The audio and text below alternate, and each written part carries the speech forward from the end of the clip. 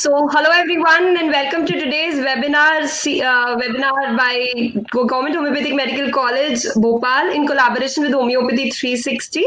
So, here I welcome you to the webinar series of the series on research orientation in homeopathy, day 2.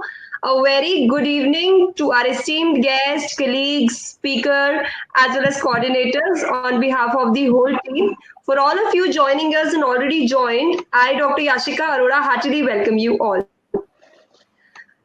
And before we begin the session, I just want to brief you about the platform of BGen as well as Homeopathy 360. BGen group of companies has a small department of Homeopathy 360, which is an education platform for homeopaths.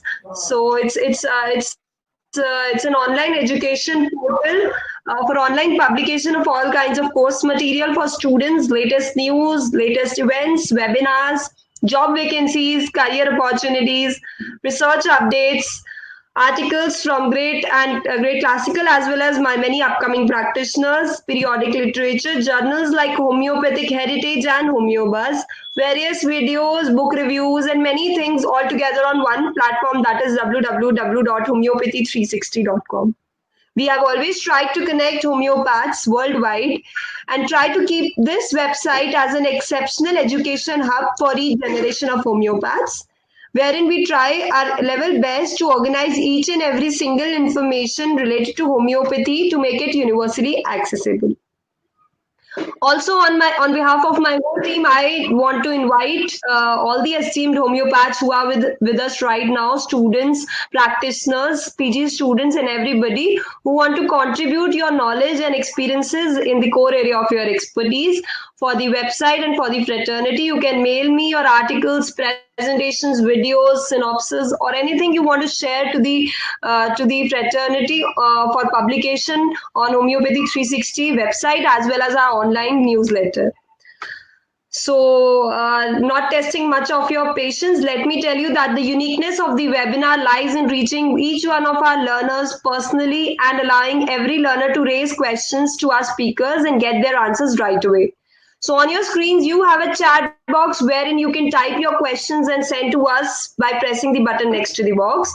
We'll be running a question answer session at the end of the webinar wherein you can clarify your queries. And now it's high time that I should introduce you to the coordinator of today, who will be moderating the session as well, and she'll be telling about the speaker as well as our patrons. I'm thankful to the whole team of GHMC. Who is with us and promoting this event along with us. So I welcome Dr. Juhi Gupta, ma'am, Nodal officer from GHMC Bhopal, and she's also the assistant professor. In the department of Physiology. GHMC Bhopal. So I welcome ma'am. She'll be introducing you to everybody. So I hand over the session to you, ma'am. Thank you so much, Yashika. A very good evening to one and all, and wishing a very happy and prosperous Shri Krishna Janmashtami to all of us. It is a pleasure and honor to be on screen with the Homeopathy 360, a very labeled and established name in homeopathy, BGen. I first of all extend my thanks to the director, Manish Jain ji, Dr. Yashika Arora, who's taking care of the whole program, and Shaukat ji, for reaching to us and making this program a success. As you all are aware, we are organizing a 4-day webinar series on research orientation in homeopathy practice. Let me introduce you to my institution. The Government Homeopathic Medical College and Hospital was established by the Government of Madhya Pradesh in the year 1991, and till date, it is the only government homeopathic institution of the state. We have an intake of 125 in the undergraduates, 55 in all 9 subjects in post-graduation. We also run exclusive fellowship and certificate courses for homeopathy. As an honor, I would like to tell you that our chief patron, our minister Shri Kishore Nano Kawre ji, our patron, Dr. M.K. Agarwal, sir, IAS officer, our mentor, our principal, Dr. S.K. Mishra, have been very, very cooperative in organizing such educative events. It was in the year 2017 that a proposal was made by us to the Government of India to establish specific disease-based and condition-based research units in our institution. And the CCRH agreed to give us the technical cooperation in that. We had an MOU, and in July 2017, 4 research OPDs became functional in our institution: the rheumatology, dermatology, pediatrics, and ophthalmology. In this webinar series, we are trying to bring on surface the salient features related to the research perspective of homeopathy, with particular reference to rheumatology, dermatology, pediatrics, and Organon as the basis of all. Now we have over 4,500 patients registered in our units, and we already have a very valuable data which reflects the effect of homeopathy in various clinical conditions. Today, it is a matter of pride that we have already crossed 930 registrations on this particular portal, besides which we have YouTube Live with 6,000 subscriptions. Now, let me come to today's topic and the expert. We all were there yesterday with Dr. Niranjan Mohanty, sir, who presented on rheumatoid arthritis. Today we have a wonderful topic, a beautifully crafted topic which says, scratch out that itch, unplug the clinical metamorphosis of a homeopath to dermatologist. And our expert for today is Dr. K.C. Biswal. Let me introduce Dr. Biswal to you. Dr. Biswal is the founder of Similibis India and principal and professor of Anushree Homeopathic Medical College and Hospital, Jabalpur. Dr. Biswal is MD Homeopathy in Practice of Medicine from BA Marathwada University, Aurangabad. He has been a gold medalist throughout his graduation and post-graduation and has 17 years of vast experience in homeopathic education and practice. Similibis India, which was founded by Sir, is a non-government organization for the development of homeopathic education, research, and healthcare services.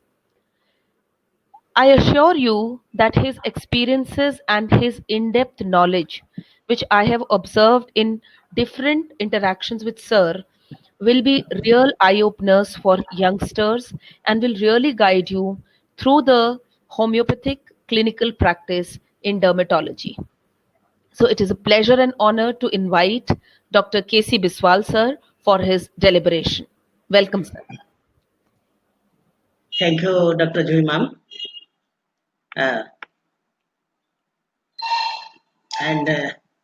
Good afternoon, everybody, and happy Janmashtami to all of you. Sir, please on your video. Sorry to interrupt, sir. Please on your video. Okay.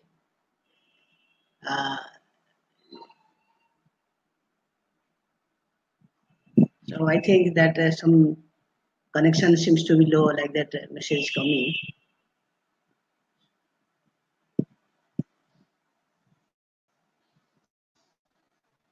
Due to poor signal, okay. So welcome all of you.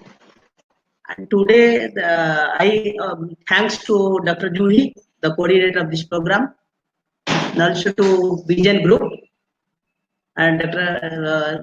Sakshi, and also thanks to Dr. S.K. Mishra, the principal of Government Homeopathy Medical College,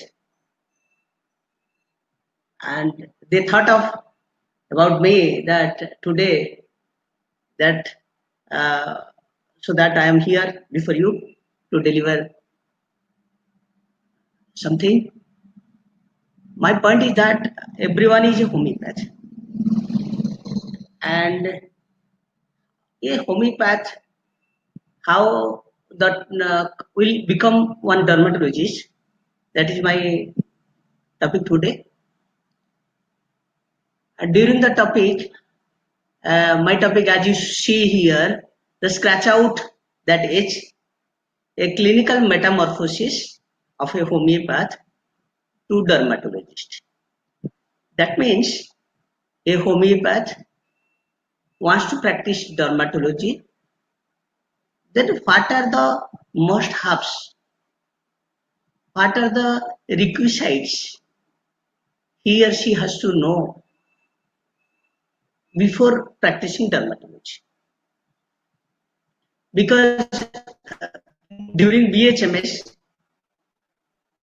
this is our specialization course, and during BHMS, we very rarely, as I know from the college study curriculum, we are not much more exposed to dermatology.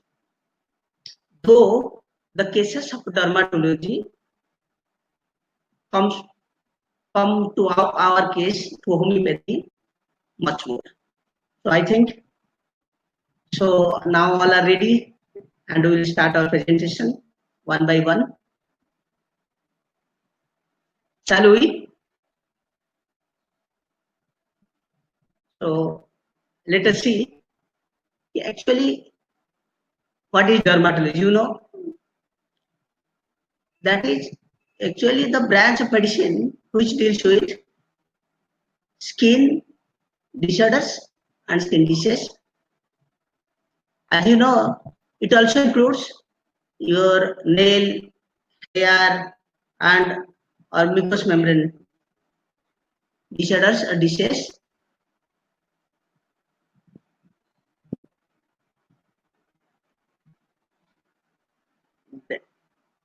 So in dermatology, actually there are so many courses, but apart from the specific courses which usually sought by a graduate, medical graduate, especially for MBBS, there is 2 years diploma course, PG diploma course in dermatology, venereology, and leprosy. Whereas in MD, there is 3 years course, dermatology and venereology, and also PhD for 3 years courses. Till date, in homeopathy, there is no specialized courses, but some before last year, MPMSU, our Madhya Pradesh Medical Science University, started some certificate courses for the BHM students. And the center is Government Homeopathy Medical College, Bhopal. So today's coordinator is from there only. So the dermatology, there are so many dermatology you can speak, but the more important branches are, one is medical dermatology, that we deal with the medicines, and then surgical dermatology deals with surgery related to skin disease and various procedures, surgical procedures. And another one is cosmetic dermatology. It deals with your cosmetology, cosmetic, that means deals with the appearance, repair, and like that. And another one is pediatric dermatology for the children, skin problems. And another branch one is dermatopathology. This is behind that dermatology and pathology, they are combined. And these pathologies, they meant only to diagnose the cases of dermatic cases. They have to diagnose the dermatic cases, dermatic pathologies. And throughout the world, we can tell that so many cases of usually homeopathy, you will find maximum dermatic cases, maximum skin disorders. They will come to homeopathy, they seek for homeopathy. And about in India, about 85 to 90 million visits per year is there, and in the United States, so 39 million visits are coming. And dermatologists, there are more than 3,000 conditions which we can the dermatologists are treating.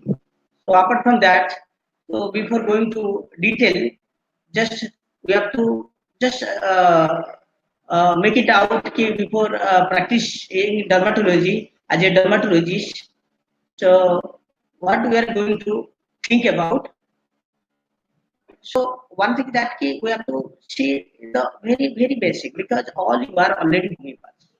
All you know more detail about homeopathy, how to practice homeopathy, and but our main motto here is what a homeopath should know in a dermatology so that he can practice dermatology in a better way.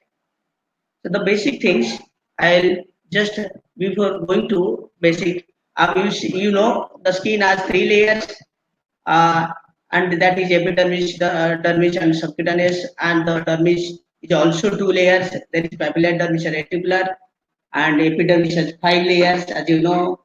So that is your corneum, lucidum, gransum, and all you know about the in the physiology.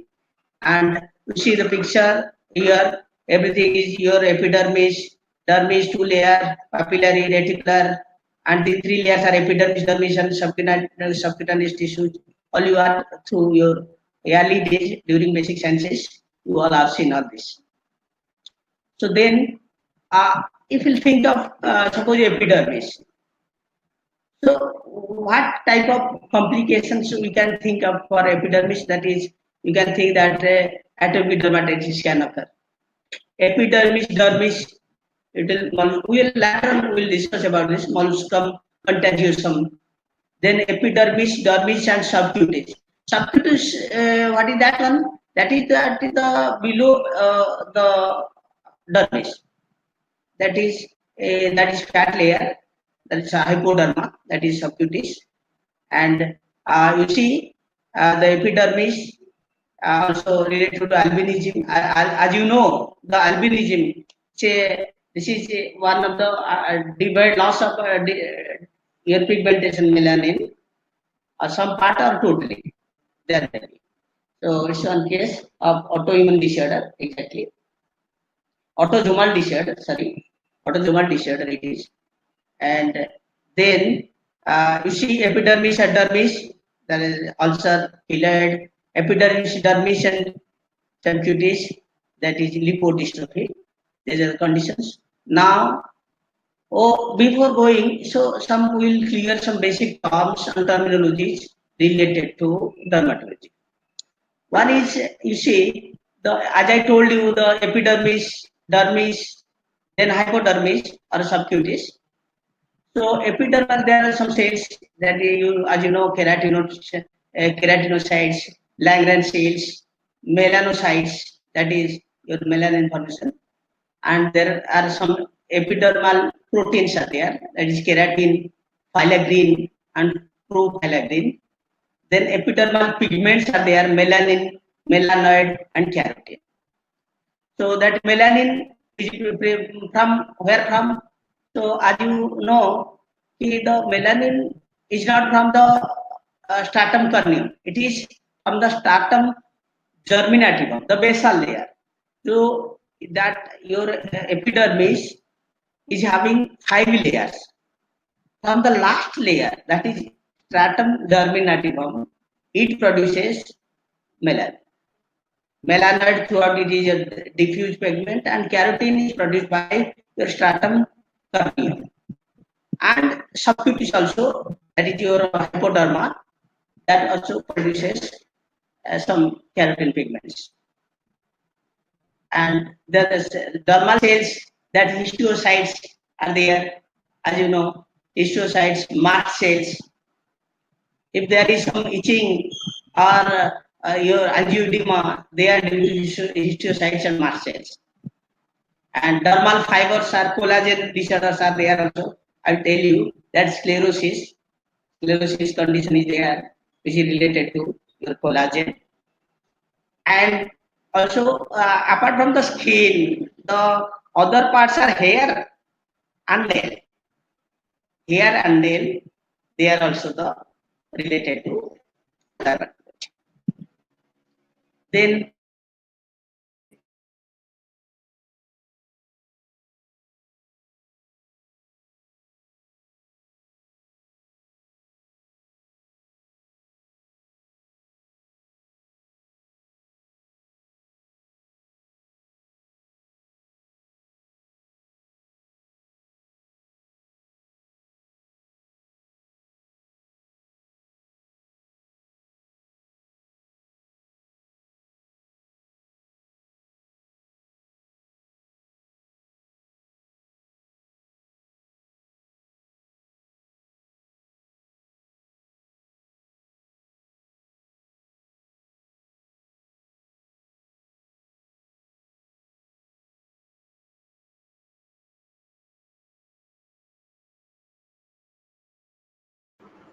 Yeah, I think there is some technical issue. Just give us 2 minutes.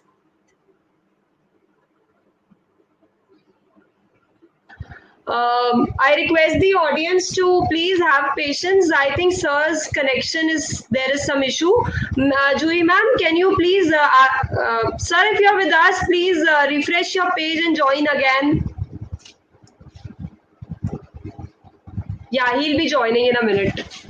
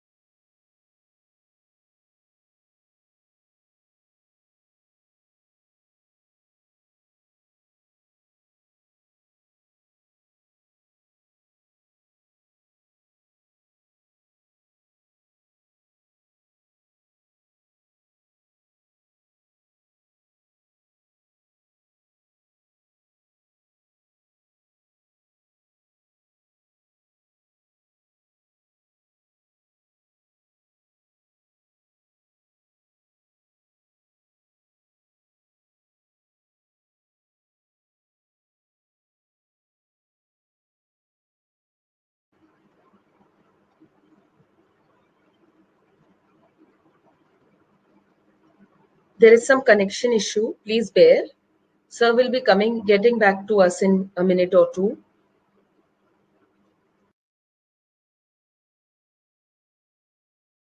Ma'am, there is some internet connection issue. I am with him on call. We'll just connect.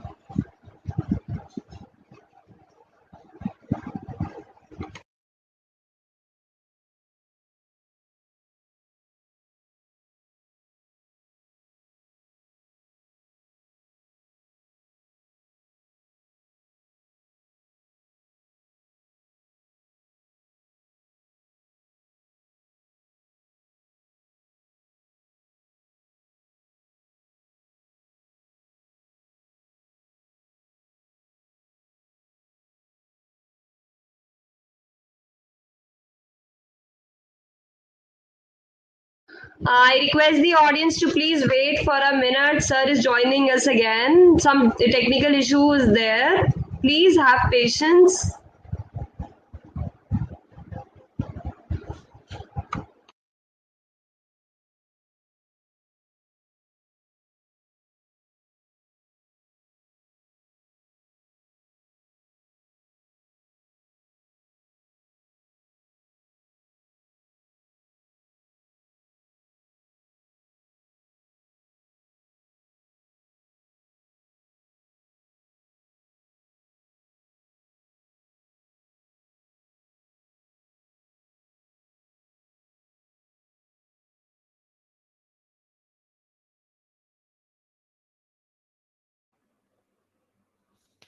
Okay. Great, sir has joined. Sir, can you on your audio and video?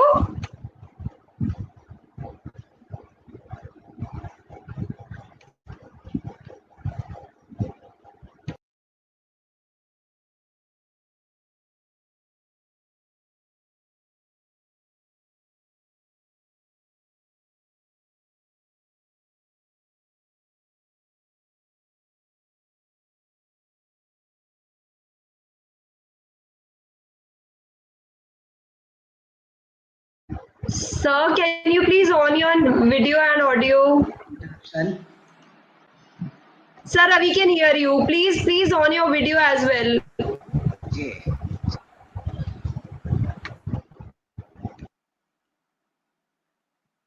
Okay. Am I okay? Sir, Yes, Dr. sir. Juhi, are you Yeah, yeah, able to see? I can hear, sir. Sir, please carry on. Please carry on. Yeah, sir, you visible also. You can begin. Yes, sir. Okay. Okay.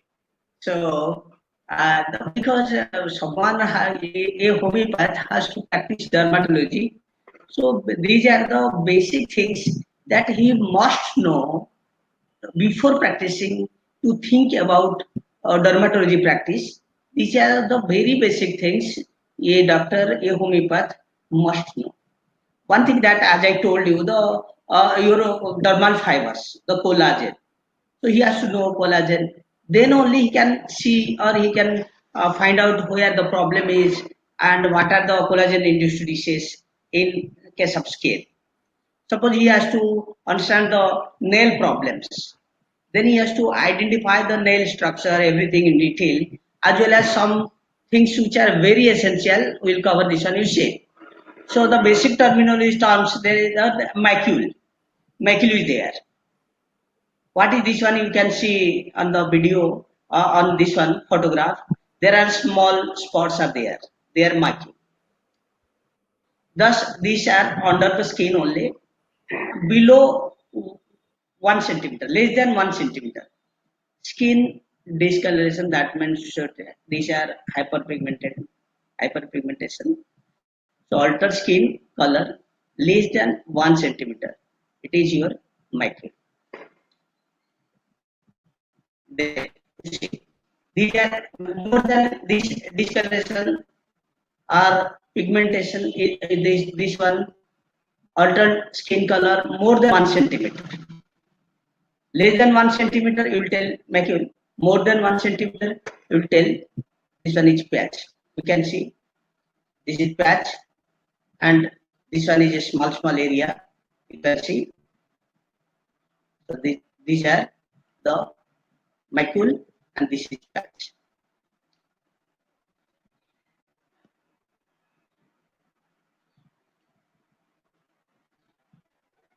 Then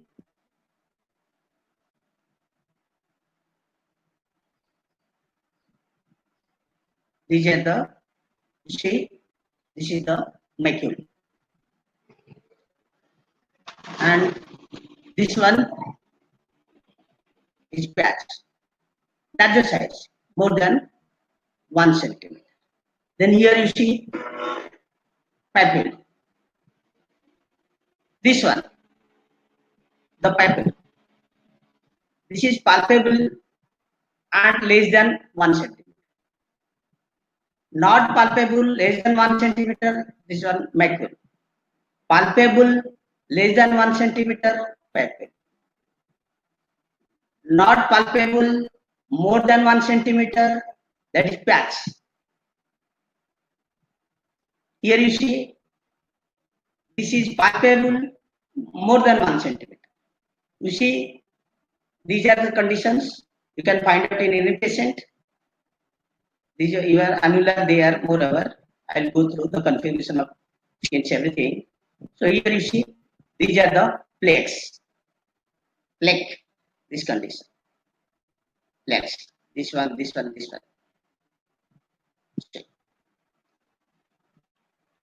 Then you see, these are vesicles. Fluid, it may be conjugate, it may be exudate. Serous fluids especially. And if they are small, less than 1 centimeter, then they are vesicle. If they are more than 1 centimeter, larger one,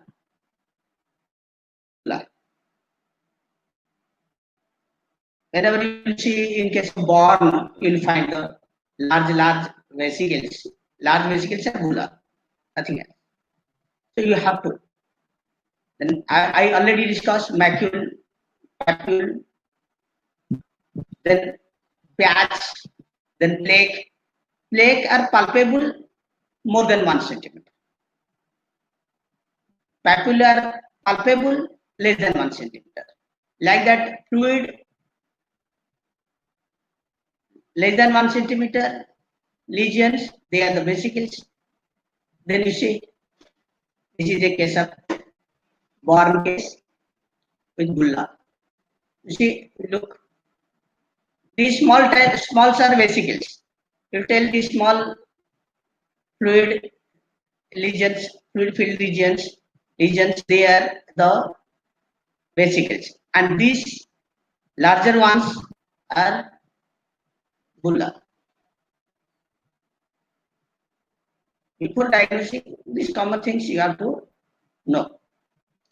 Then you see, these are pustules. That means they are eruptions, They are palpable. Their size is also small, less than 1 centimeter, but they are filled with pus. For that reason, they are pustules. Keep in your brain these images, these diagnosis. You will meet in your day-to-day practice these conditions. So you will have better diagnosis if you know the basic things clearly before practicing dermatology. You see, here this is nodal. What here I mentioned, this is broadly 1 centimeter broad, and also there will be a raised lesion. You'll find above the skin. The lesion is above the skin. It is palpable one nodule. The nodules are again also there are so many details: movable, not movable. These are, and here you see the lady having some maximum number of nodules. This is neurofibromatosis case. This one is neurofibromatosis case. This one you can find there the large nodules are there.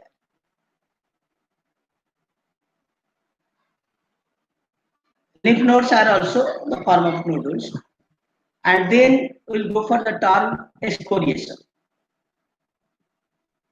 You see, this term is very important. Excoriation. To which one will tell the lesion? One thing, when the discontinuation of epidermis is there, it includes 3 layers. That is the stratum corneum, stratum lucidum, and stratum granulosum. Another 2 layers are there. Your stratum germinativum, one layer, and another one is stratum spinosum. Stratum spinosum is the upper one, then the below one is stratum germinativum. That is your basal layer. So there are 5 layers, as you told in epidermis. As you Excuse me, know, sir. the first. Pardon? Excuse me, sir. Excuse me, sir. Okay. Sir, please disable the maybe your voice clarity will come to us because we are not able to like the voice is cracking in between. Okay. Please disable So your shall I off the audio. video? हाँ Off अब video? हाँ से हाँ जी sir yes great thank you so much sir. Okay. So here, you see, what I told you, the before term, you say this is nodule one, and then we are going to think about excoriation. Excoriation, this term you will tell when you know that epidermis has 5 layers. 3 layers, that is your corneum, upper layer is stratum corneum, then stratum lucidum, then stratum granulosum, then 2 layers stratum spinosum and stratum germinativum. These are not including these 2 layers. If there is discontinuation or a breakage in the epidermis, then that is excoriation. You have to know. You see the excoriation here. Small spots are there. And another thing is that this is also discontinuation. Whenever that one is very small one size, and this one is erosion. You see, erosion. Here, that both your 5 layers may be discontinued. But in case of your excoriation, only 3 epidermal layers are included. The other 2 layers, they are not involved in case of excoriation. Erosion, you see, and then the ulcer, as you know, very here. The main thing here, in case of dermatological point of view, I want to give your attention that the 3 layers of epidermis is included, as well as the epidermal junction. Dermis has some papilla, that is papilla dermis, as you know, have some projections inside the epidermis, like that. So epidermis enters, or epidermis enters inside the dermis, like that. This is one junction. So this ulcer is discontinuation of epidermis and dermis. That junction only. Then we'll go for the lesions. You see, these are the annular, looks like circular. It depends upon configuration of your lesions, skin lesions. I'll give you distribution and what is configuration in case of dermatology. But these are, you see, annular cases. You see. Maybe tinea infection. These are, I think, I'll go for in further. So then these are linear. You see, the white line like regions are there. Is linear. And some also zigzag motions lesions are there. Here I did not mention. That is serpiginous. So we'll see, you'll find out, you will diagnose the case. Then we'll go for the wheals. This is discoloration of the skin. Okay. But these discolorations, wheals are elevated one. You can palpate, you can feel just palpate, you can feel this one. Your this case urticaria, in case of urticaria, you will find wheals. You will find wheals. This is a case of urticaria. Here these are the wheals. You have to remember these things because dermatology nothing but this is what actually geography. You have to remember what is the shape, size, look, how it looks. Then only you can diagnose a case. Like study of ultrasound. You have to remember the thing, then only perfectly you can diagnose a case in case of dermatology. And you see, this is erythema. Redness. Erythema means redness. Here you see clearly redness lesion. You can find erythema. Here you see these are also redness, but these are some elevated, so they are wheals. You see erythema, that one redness in a local area, small area. You see that is erythema. But here we are going to through erythroderma. Here you will see maximum throughout the body there will be redness. 90% of skin surface will look red. That is erythroderma. Erythroderma. Erythema, this is a small area of redness. Erythroderma, whole body, maximum skin is your red. So don't forget, remember, you see, this is also redness is there. This is exactly the bleeding into the skin. It is small one, very small one, like pinpoint. And these are known as petici. You have to less than, you see the remember 3 mm, less than 3 mm. Then if it will be more than 3 mm, then it will purpura. Then it will be purpura. And if more than 1 centimeter, then it will be ecchymosis. So later on we will see. You see, this one very small pinpointed bleeding points are there, small. If these small points will look brownish color, they will known as freckles. But here these are the petici. Whenever a case will come up for you and a small bleeding points will be there like a pinpointed someone pricks. So this condition is your petici. And you see this one is purpura.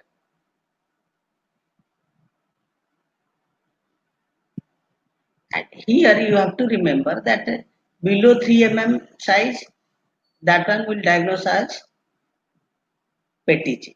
More than 3 mm, less than 1 centimeter, then purpura. Because now you cannot omit like that. That 1 mm, 3 mm, 1 centimeter, that doesn't matter. We have to diagnose the case. It's not like that, because now you have entered into the specialization system. You have to particular to your diagnosis. Then you have to know everything what you are going to diagnose this case.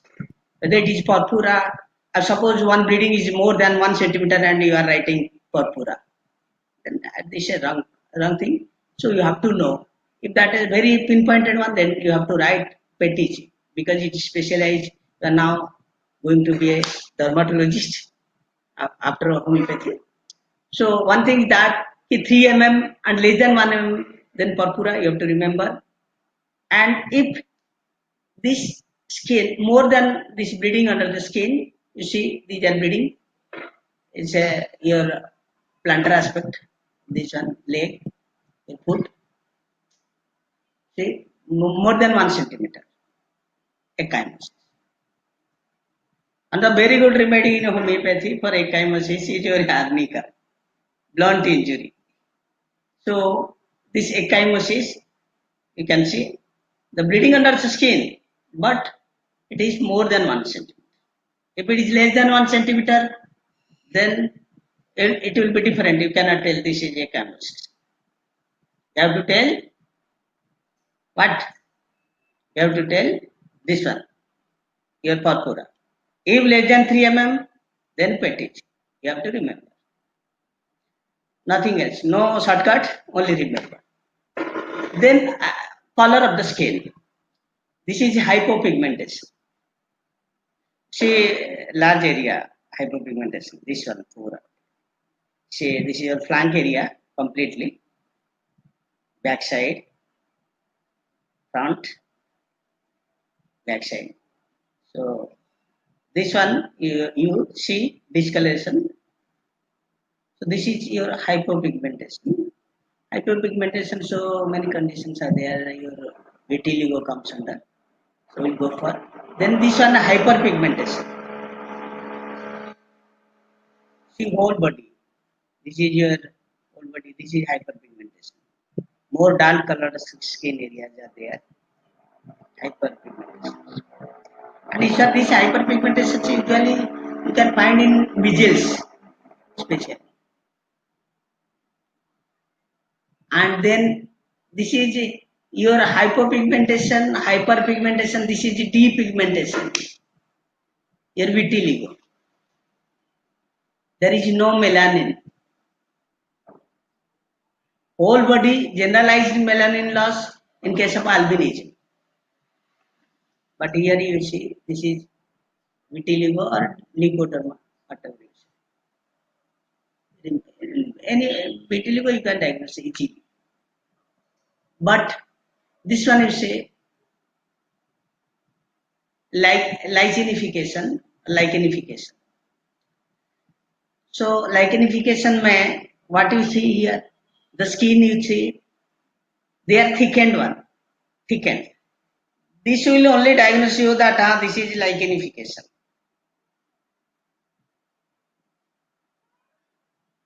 See, clearly. Thickened skin, suppose after rubbing someone is having scratching for so many days, so many months, the chronic scratching leads to lichenification. This is nothing but keratinization.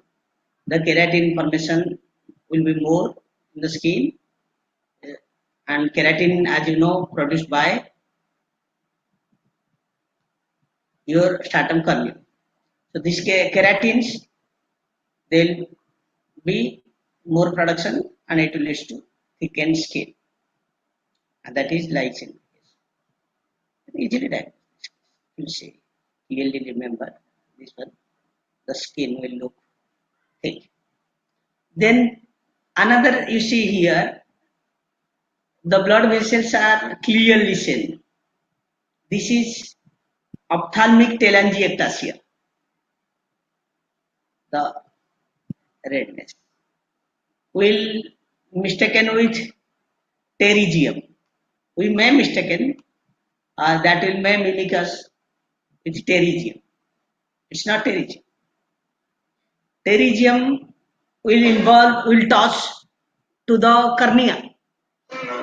Pterygium will toss to cornea. You see, the margin of cornea, sclera and sclerocorneal junction, it is clear one. It will not touch. This telangiectasia. See, so that's the thing a dermatologist does the diagnosis, a homeopath, due to maybe lack of or due to not much more exposure during undergraduate courses, they don't able to diagnose properly. So this one is ophthalmic telangiectasia, and whereas this corporeal telangiectasia, you see, inside the body, the blood vessels are prominent. The blood vessels are prominent. See. So this is also telangiectasia.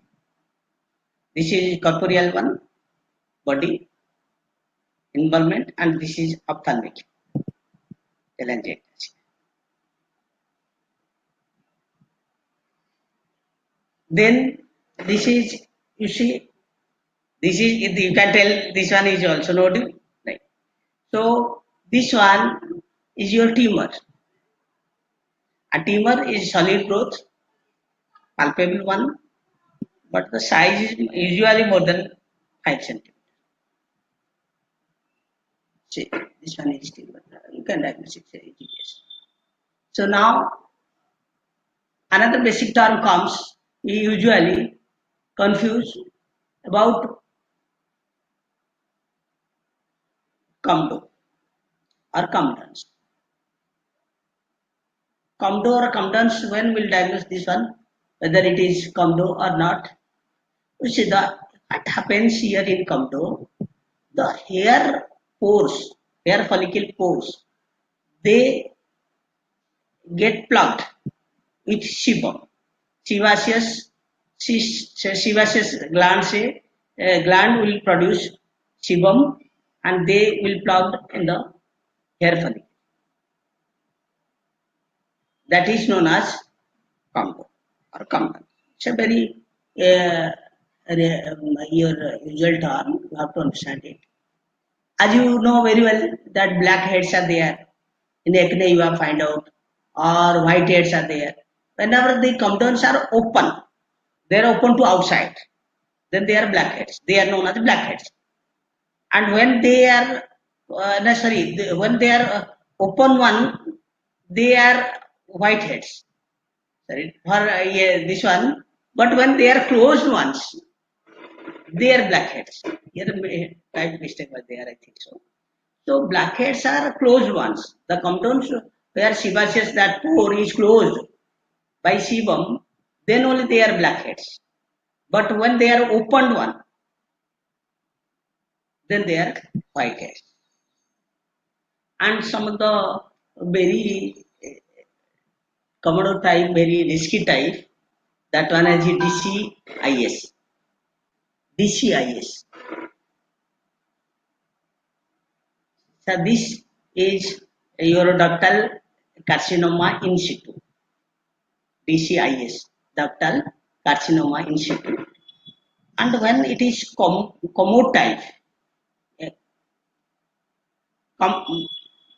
comdo type, then this will be very risky for breast cancer. So you see, these are the open type comdo, and these were closed type comdo.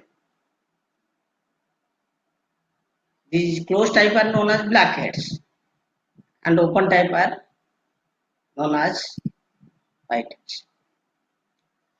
Then next, we'll go for the one word is borrow. Borrow, it is a term usually comes, as I find, in case of scabies you will find this term, borrow. You know the causative organism of scabies is the Ascaris scabi or Sarcoptes scabi. This scabi, they do the forms, they may be linear and they may be serpiginous. You see, this one is serpiginous. So the food, this one is also serpiginous. And in case of scabies, you'll find this type of boro lesion, boro, in skin condition. See. Then another one is cyst.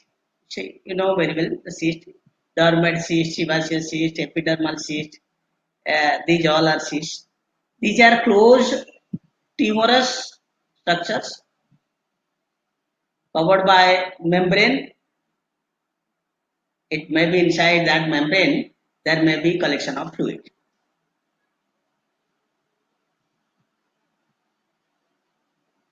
So this one you see is a dermal, this one cyst. This one you see epidermal cyst. Even in the, I think in Pina, it is the cyst. The common places for cyst formation. Then another question is papilloma. A term, common term, very basic term, papilloma. You have to understand. Papilla, you know, projections. Papilloma, papillomata, these are the common terms for skin tumors or mucous membrane tumors. And common, as you see, you listen, the warts are your also papilloma. They are benign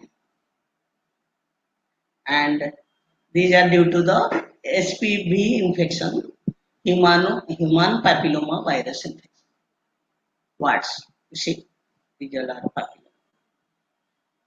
Don't think that papilloma is a big term or like that. So someone will think about cancer or like that. No, papilloma is a benign tumors. This is the papilloma is related to skin and mucous. In dermatology, we'll go for the papilloma. And somewhere HPV, what is your also? This is under papilloma. Then you see this is common term. Another common term is poikiloderma. In case of your poikilosis, you know, the RBCs are various shaped. Poikilosis. This is poikilo means various shape, size, distribution, and different types. So poikiloderma. There may be hyperpigmentation. There may be hypopigmentation. All will be there. There may be your atrophy. There may be telangiectasia, as I told you. Ophthalmic telangiectasia. Telangiectasia is a term. It denotes about the visibility of your vessels, red vessels, arteries. Yeah. Red vessels, it is clearly visible. Then we'll go for scar, the common terminology. Scar, you see, these are the scars.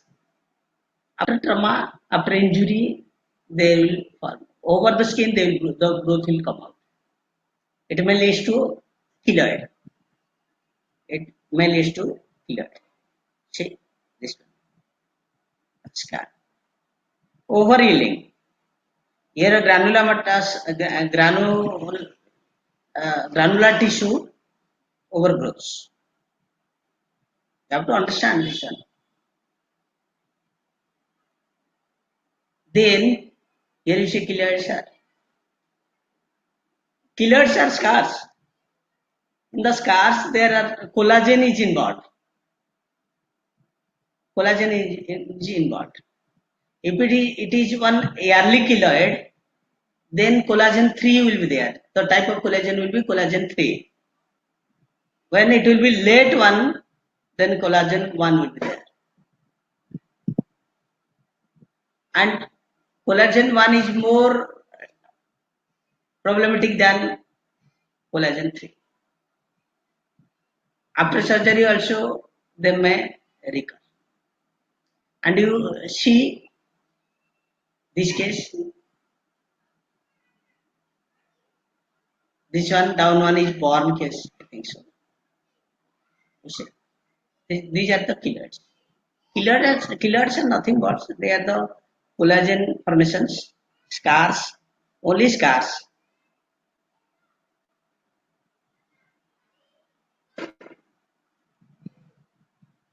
Then the another term is sinus.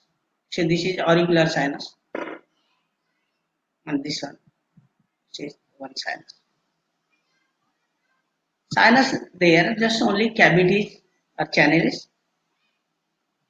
Something you can enter inside. The fluid will come out. There is opening. The fluid will come out. The sinus. Then on both side will open. Then one side will close. Then only sinus. There is inside there will be blind position, blind spot like that. If it will open to the other side, then it is fistula, not sinus.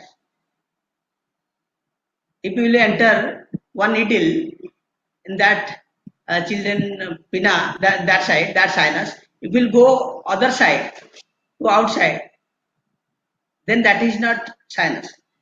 That one is fistula. And it will not come out. It will break forcefully, that is a different part. But that sinus is closed on the other end. It is not open.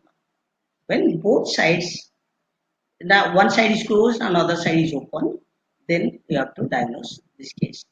Is one sinus case. Then now you straight here straight.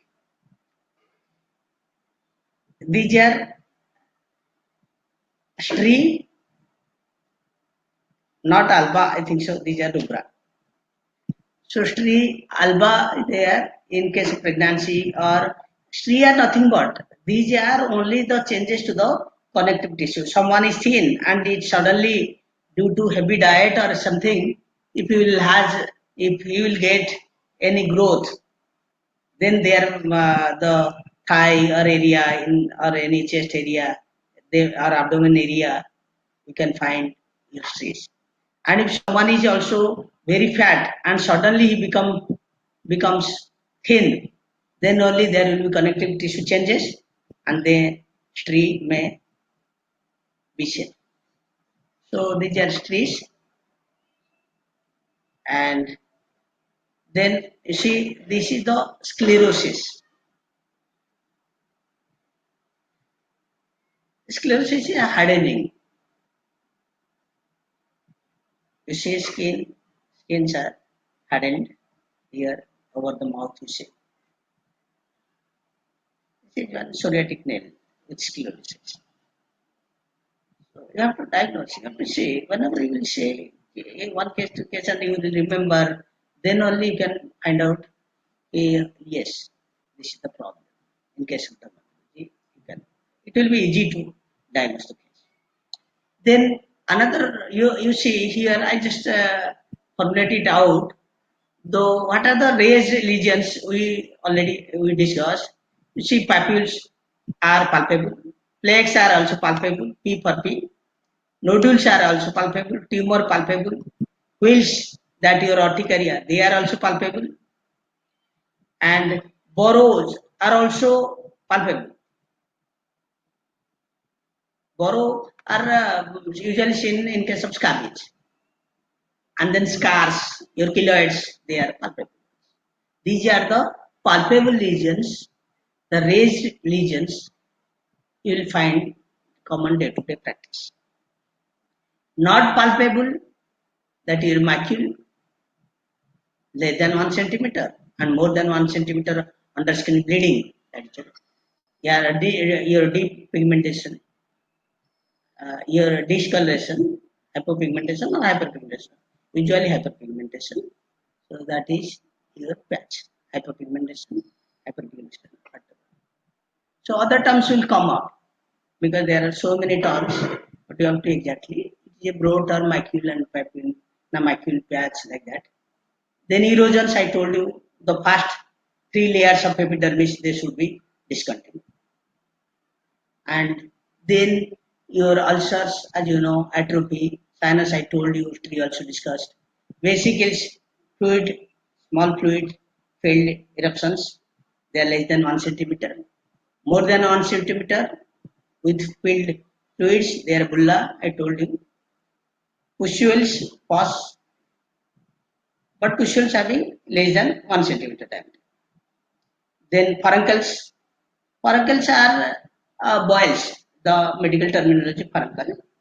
What happens? These are only staphylococcal infections. Your hair follicle, and then abscess. Telangiectasia, as I told you, you remember. Ecchymosis, the underskin bleeding, more than 1 centimeter. More than 1 centimeter. Ecchymosis. Then all the basic things what I covered here up to till now. So you just recollect, remember, then we'll go further. In to become a dermatologist, you have to know the examination part also. You first of all you knew all the terminologies, terms which are very essential, and that way very essential there. And next one is your how to approach a patient comes with skin complaints. You see, the skin dermatology covers skin, nail, hair, and also it covers the mucous membrane problems, lesions and disorders. So, how to approach a patient with dermatology? What I feel, I saw the case taking of dermatologists, their case taking were our homeopathy case taking. I found moreover they are very similar, very similar. That means 1920. Because the dermatologists, what they are taking the case and what we homeopaths are taking, these are very similar. So in the before how to approach, you have to take the case, history taking, which is very important. And what is that one? The chief complaints, the in allopathy they are telling chief complaints, we are telling present complaints or presenting complaints. That what complaints the patient is coming with to our clinic, that we have to note it down. So here your presenting complaints you have to note it down.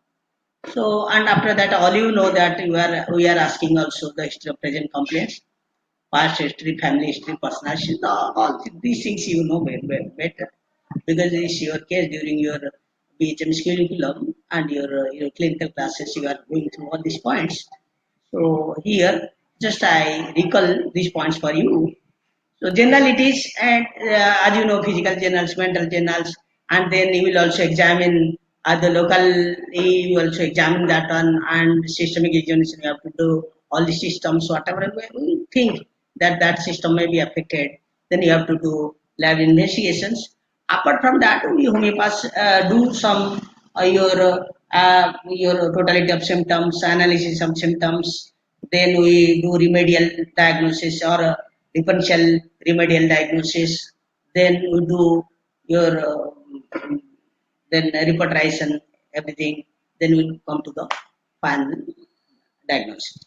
And someone also raised to miasmatic diagnosis, which miasm is predominant or like that. These are the basic works we homeopaths follow because from the very ancient from the homeopathy inception itself. Then our why found the common things what the dermatologist approach, and as a dermatologist you have to approach, you have to see your case, you have to see the case. What I found, just you see, you have to ask the patient when it occurred, the time. Then you have to ask the another point is that we are asking in homeopathy elements from or causation, whatever may be. So this that is causation. So here we are also asking cause. Matlab how it happened, how did it happen? So then we are also asking location. You know where location as our in homeopathy location where. So another thing that they do ask is how do you sense a feel? What is the sensation? So we are also asking as a homeopath location, sensation, modalities, and concomitants. So these are all they do also cover that they ask about the sensation whether this your itching or burning is there or is it painful or is it paining or ache is there. But they also palpate or toss whether it is tender or not. So the sensation they do note down, they do right. Like the modalities, when it aggravates, when it increases, what are the factors which aggravates this condition, amelioration, and also they ask about the associated symptoms with the primary lesion or primary problem of the complaint, the patient come to your clinic. So these concomitants are the associated signs and symptoms with the main sign and symptom, which are the main complaint, the concomitants.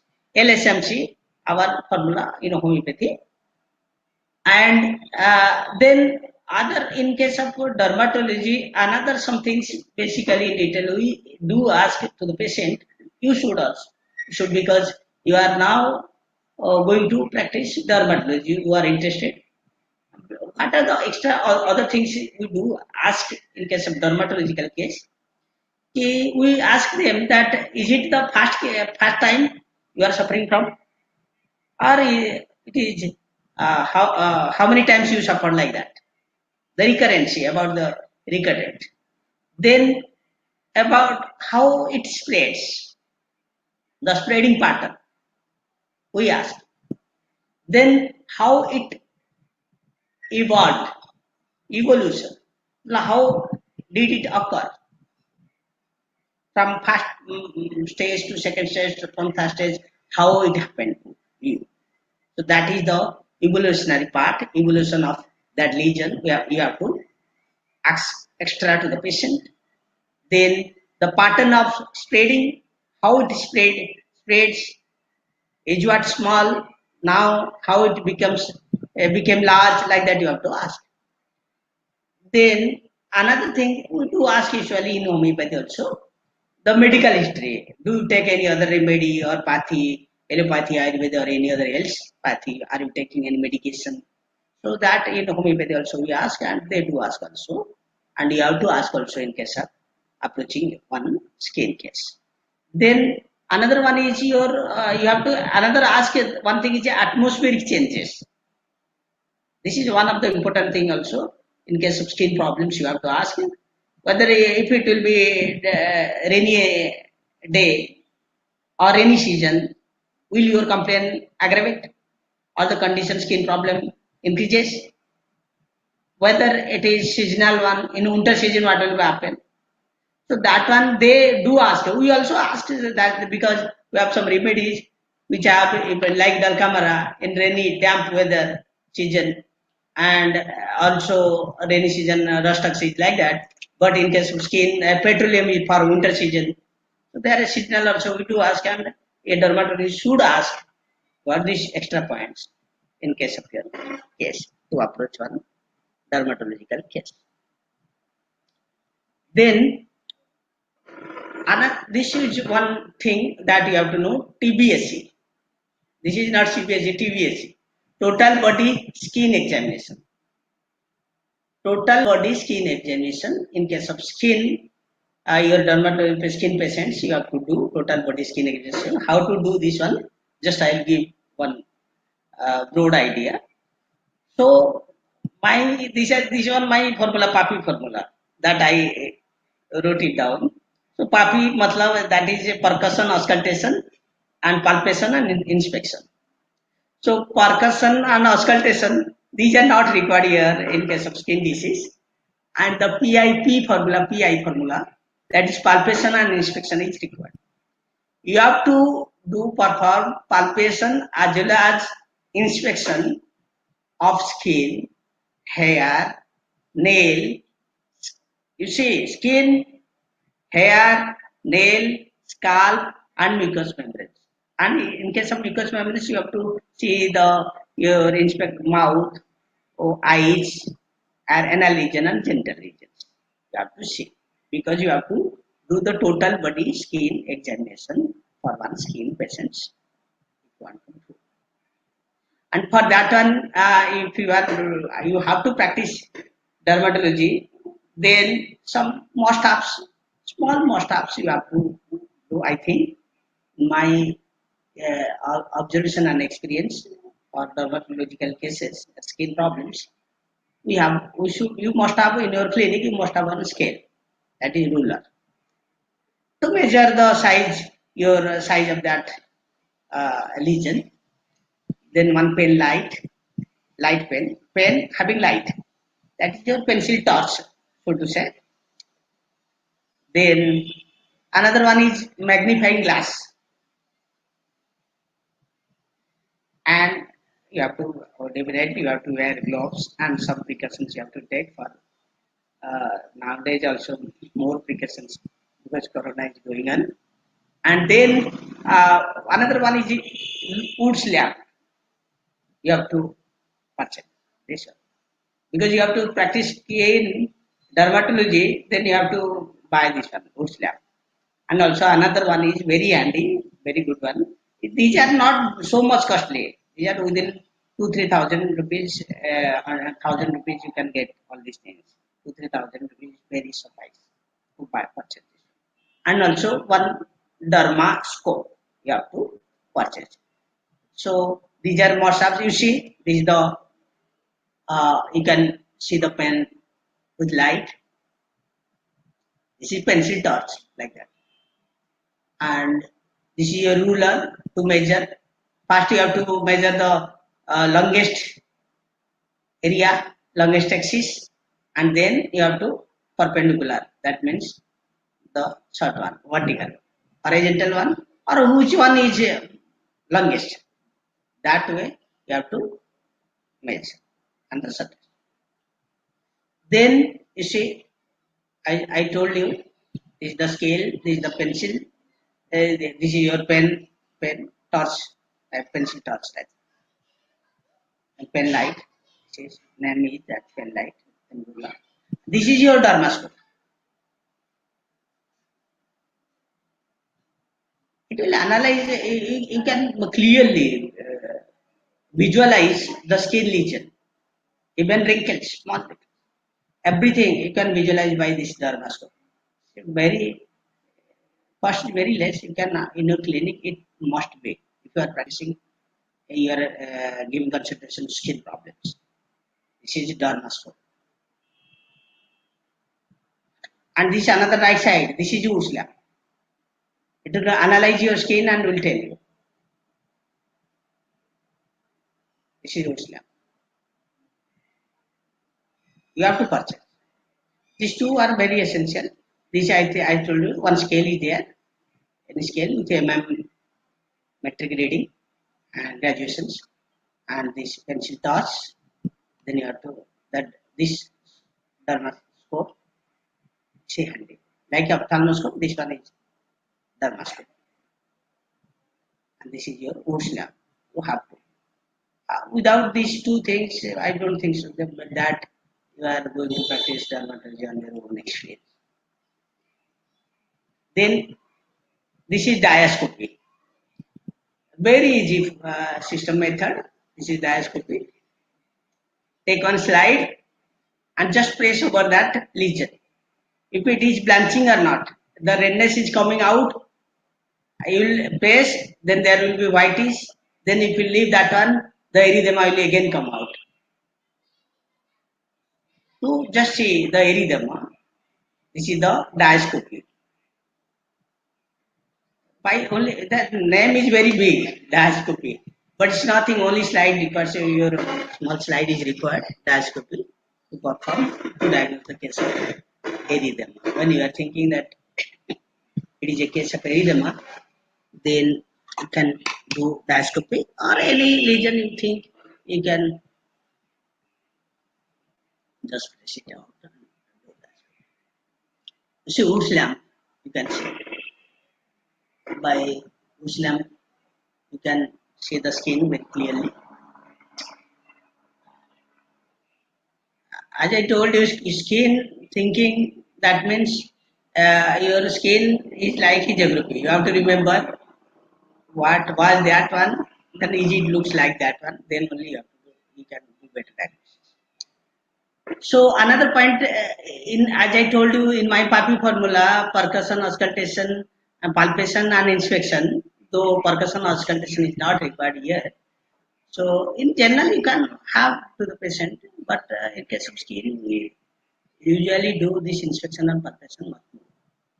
And in inspection, what you have to see, what are the points you, as a dermatologist, you have to see, because these are very essential points. Color, what is the color of that skin or lesion? Then the lesions are, what is the uniformity? Whether it is, what is the thickness? Whether that area is hygienic or not. Then particularly you have to see the lesion. Then in case of palpation, what you have to follow, you have to see the moisture, whether wet or dry. You have to see dry skin, like your graphitis. Even if there is pustular eruptions, there will be dry skin. The case. So that is that in this way, the moisture you have to see, the temperature, warmth, then texture of the skin, then targar. Targar just pick the skin level and take it out, then leave it, and it will go away due to your elasticity. If it goes slowly, then targar is less. In case of dehydration, we do find targar of skin in case of dehydrated patients. Then mobility, that lesion is movable or not, that you have to see. Then now that time I told you that annular case, ring-like structures. So during you're approaching to one skin patient, exactly the lesion you have to see apart from these points, your color, infirmity, thickness, hygiene, all these things you have to see, moisture, temperature, texture, targar, mobility, all you have to inspect and palpate. But the basic thing, what the lesion, for the lesion only, what you have to see. So you have to see the size of that lesion first. What is the size? It is small one or larger one. Then shape of that your lesion. Then color. Also you have to see the age, whether it is annular, clearly marked age, or the age is different one. And then you have to see the elevation, whether it is elevated from the skin, out of skin, or it is depressed one, that is down to the skin. Then is there collection of fluid, like for blister, vesicle, gula, you have to see. Then the configuration. Configuration, you see, I have mentioned some of the configurations, like your annular, arcuate, sarcinate, confluent, discoid, eczymatoid. These all are, you see. This is iris, keratotic, linear, I told you, serpiginous also, reticulated. This is telangiectasia or spider nevi. They are reticulated. And some condition, especially in case of leg, also is there. I'll go in further slides. I will come through. This is telangiectatic, serpiginous. These are all skin problems, different configuration of skins. Configuration means the arrangements, how it looks, whether it is circular, annular. Here you will write annular, not circular. The terms are there. So these are the basic approach how you can, as a dermatologist, you can come through. Then the distribution in the body, whole of the body. So you see acne. Usually you will find your neck area, face area, then back neck area, you will find acne. Then in case of dermatitis, you will find symmetrical, you see, left hand, right hand, and especially flexors. Flexors. You see, the front side, elbow area, this one is a flexor area. And is a back side also, you see, this popliteal fossa area, this one. So you see, so back side also flexor area. So it's suspective that a dermatitis may be. But these cases, if it will to the extensor side, that is towards the elbow side or towards the knee side, then you will suspect that it may be psoriasis. Maybe psoriasis. See, the same thing. You see the upward figure. This one is dermatitis. When it is in the extensor front side, if it is back side, ventral aspect, then you can suspect flexor dermatitis. Extensor, matlab front side, that one, your elbow side or knee side, then you will suspect psoriasis. Other signs, auspicious signs for psoriasis and any other else, scales and everything, there are other things you have to consider for the diagnosis. Then this one is photosensitive area. You see,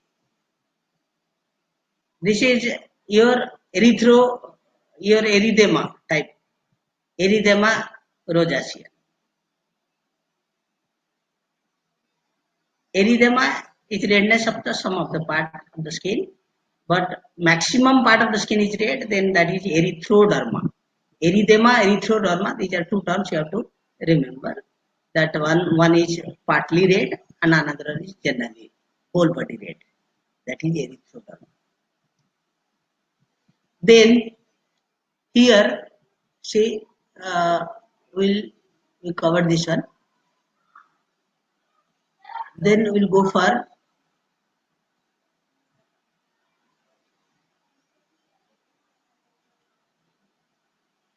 I'll go for the common elements. So to diagnose the case, this one is cabbage, you say, common elements, that way. See, this is cabbage. This is your burrow, this one, between this.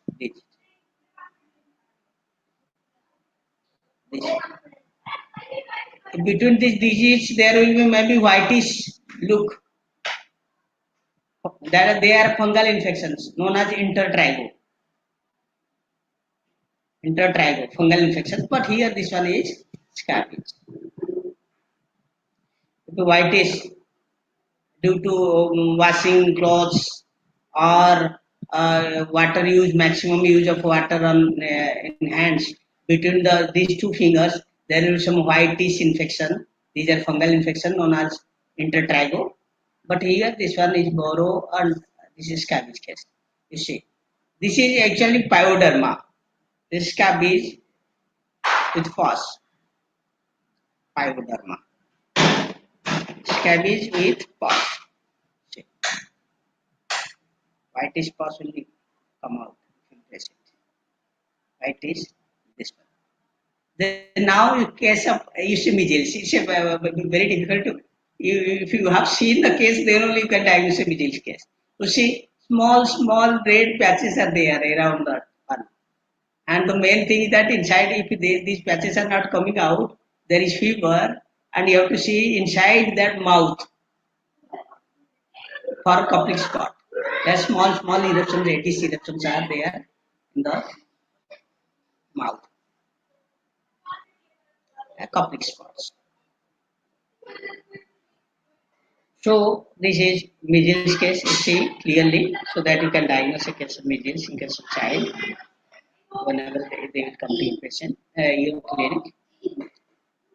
Please. Then you see these are the case of this is one case of chicken pox.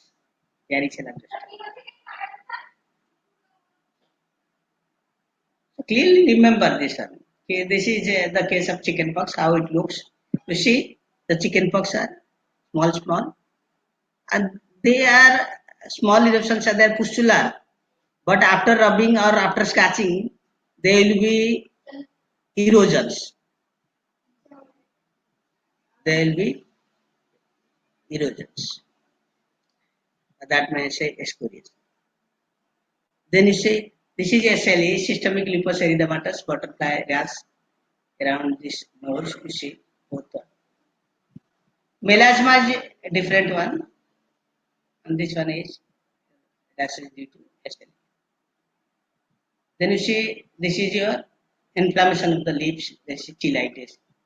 This term you have to remember that cheilitis. It's inflammation of the lips.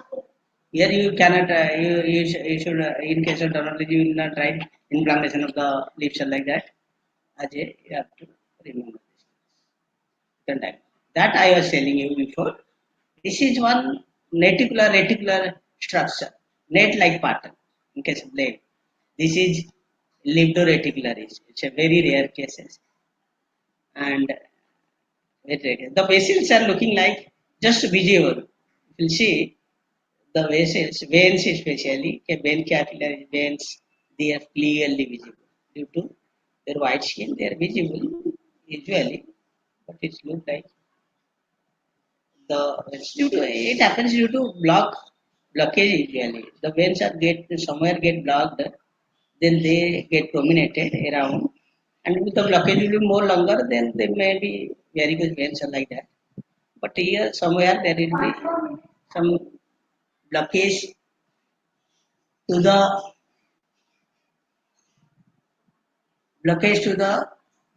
your head.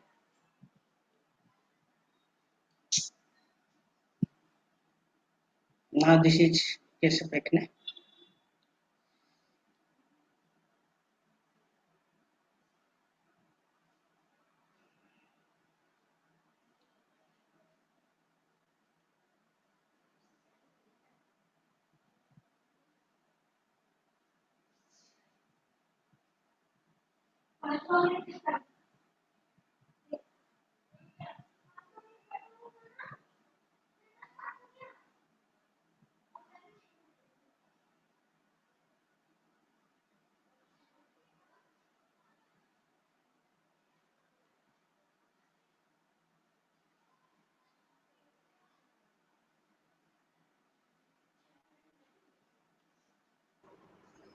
Hello. Sir, you are not audible. Yeah, please. So that one that I have to continue that one from the things. Sir, you are not audible and the same audio is video has started again. Please check. You were starting the homeopathy No, video. madam. I have to.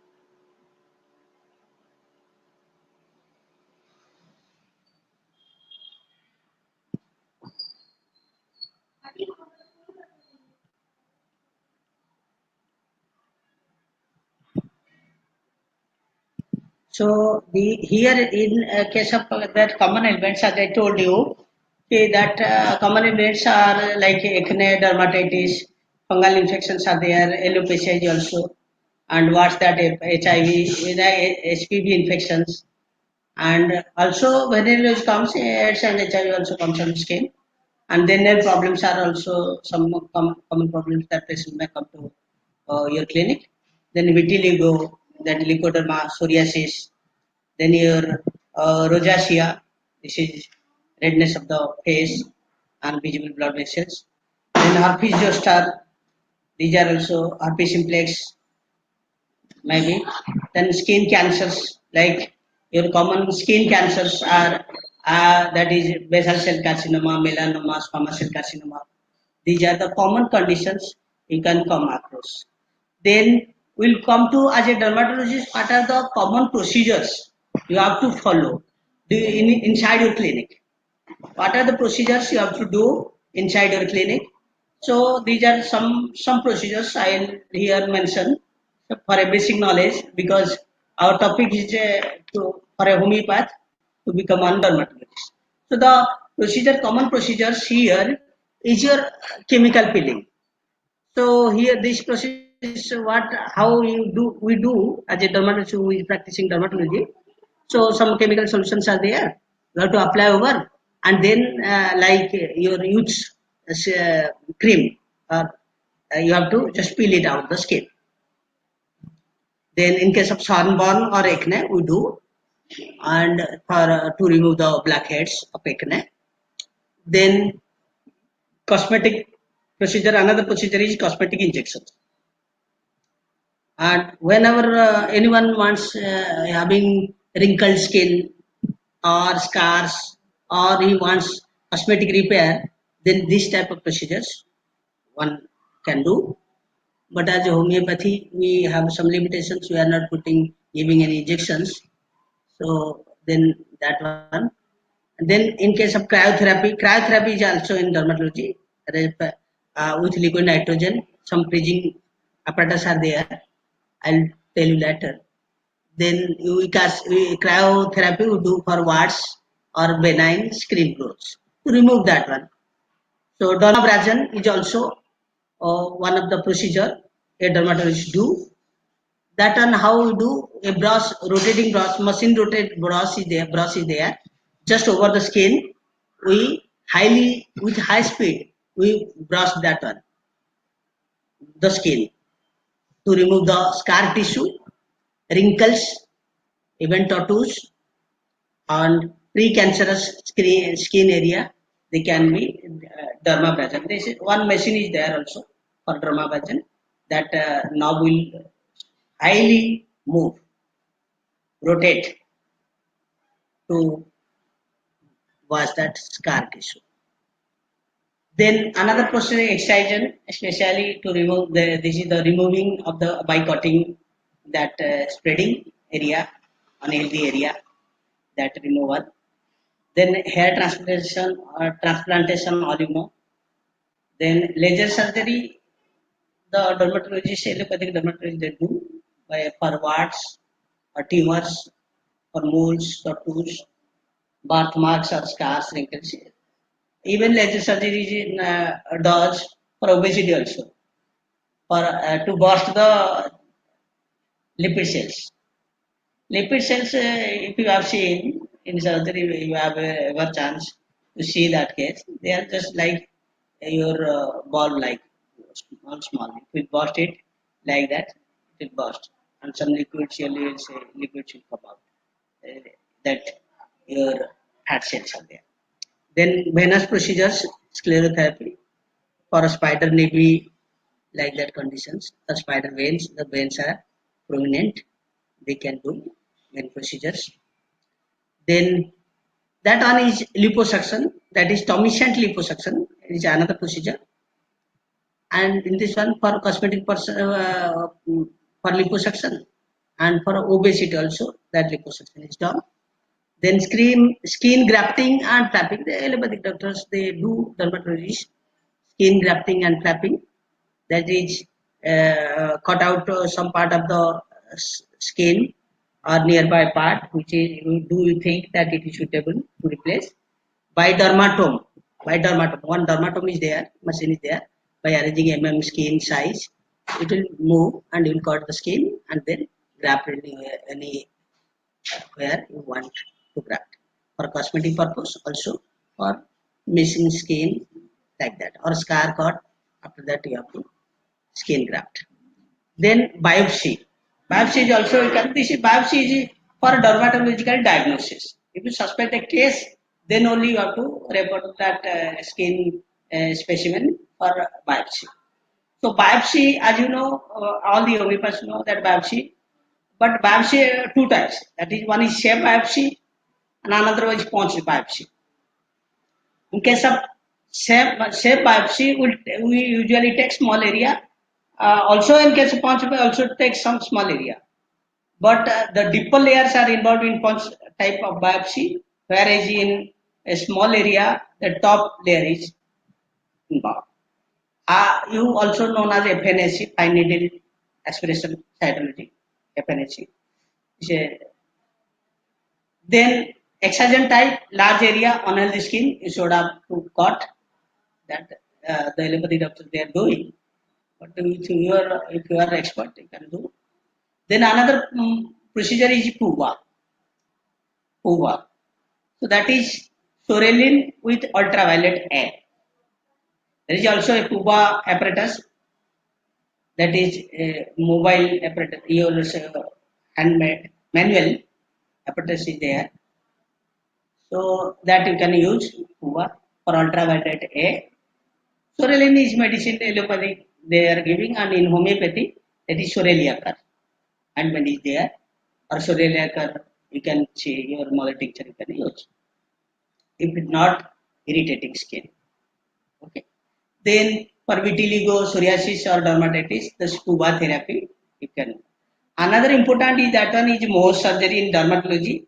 Someone will tell, so you should have knowledge about Mohs surgery. It is nothing but only these are removal of layer wise, remove of layers, cancerous cell layers usually.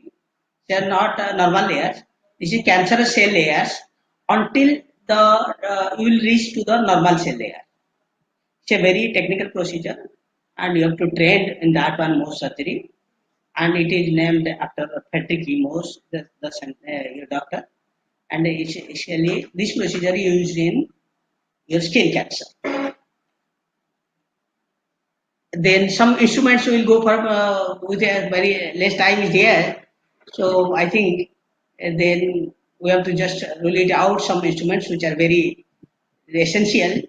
And as a dermatologist, you should know these essentials, because if you don't know what instruments you have to, equipments you have to with you, then how you can practice dermatology. So these are some skin rollers are there.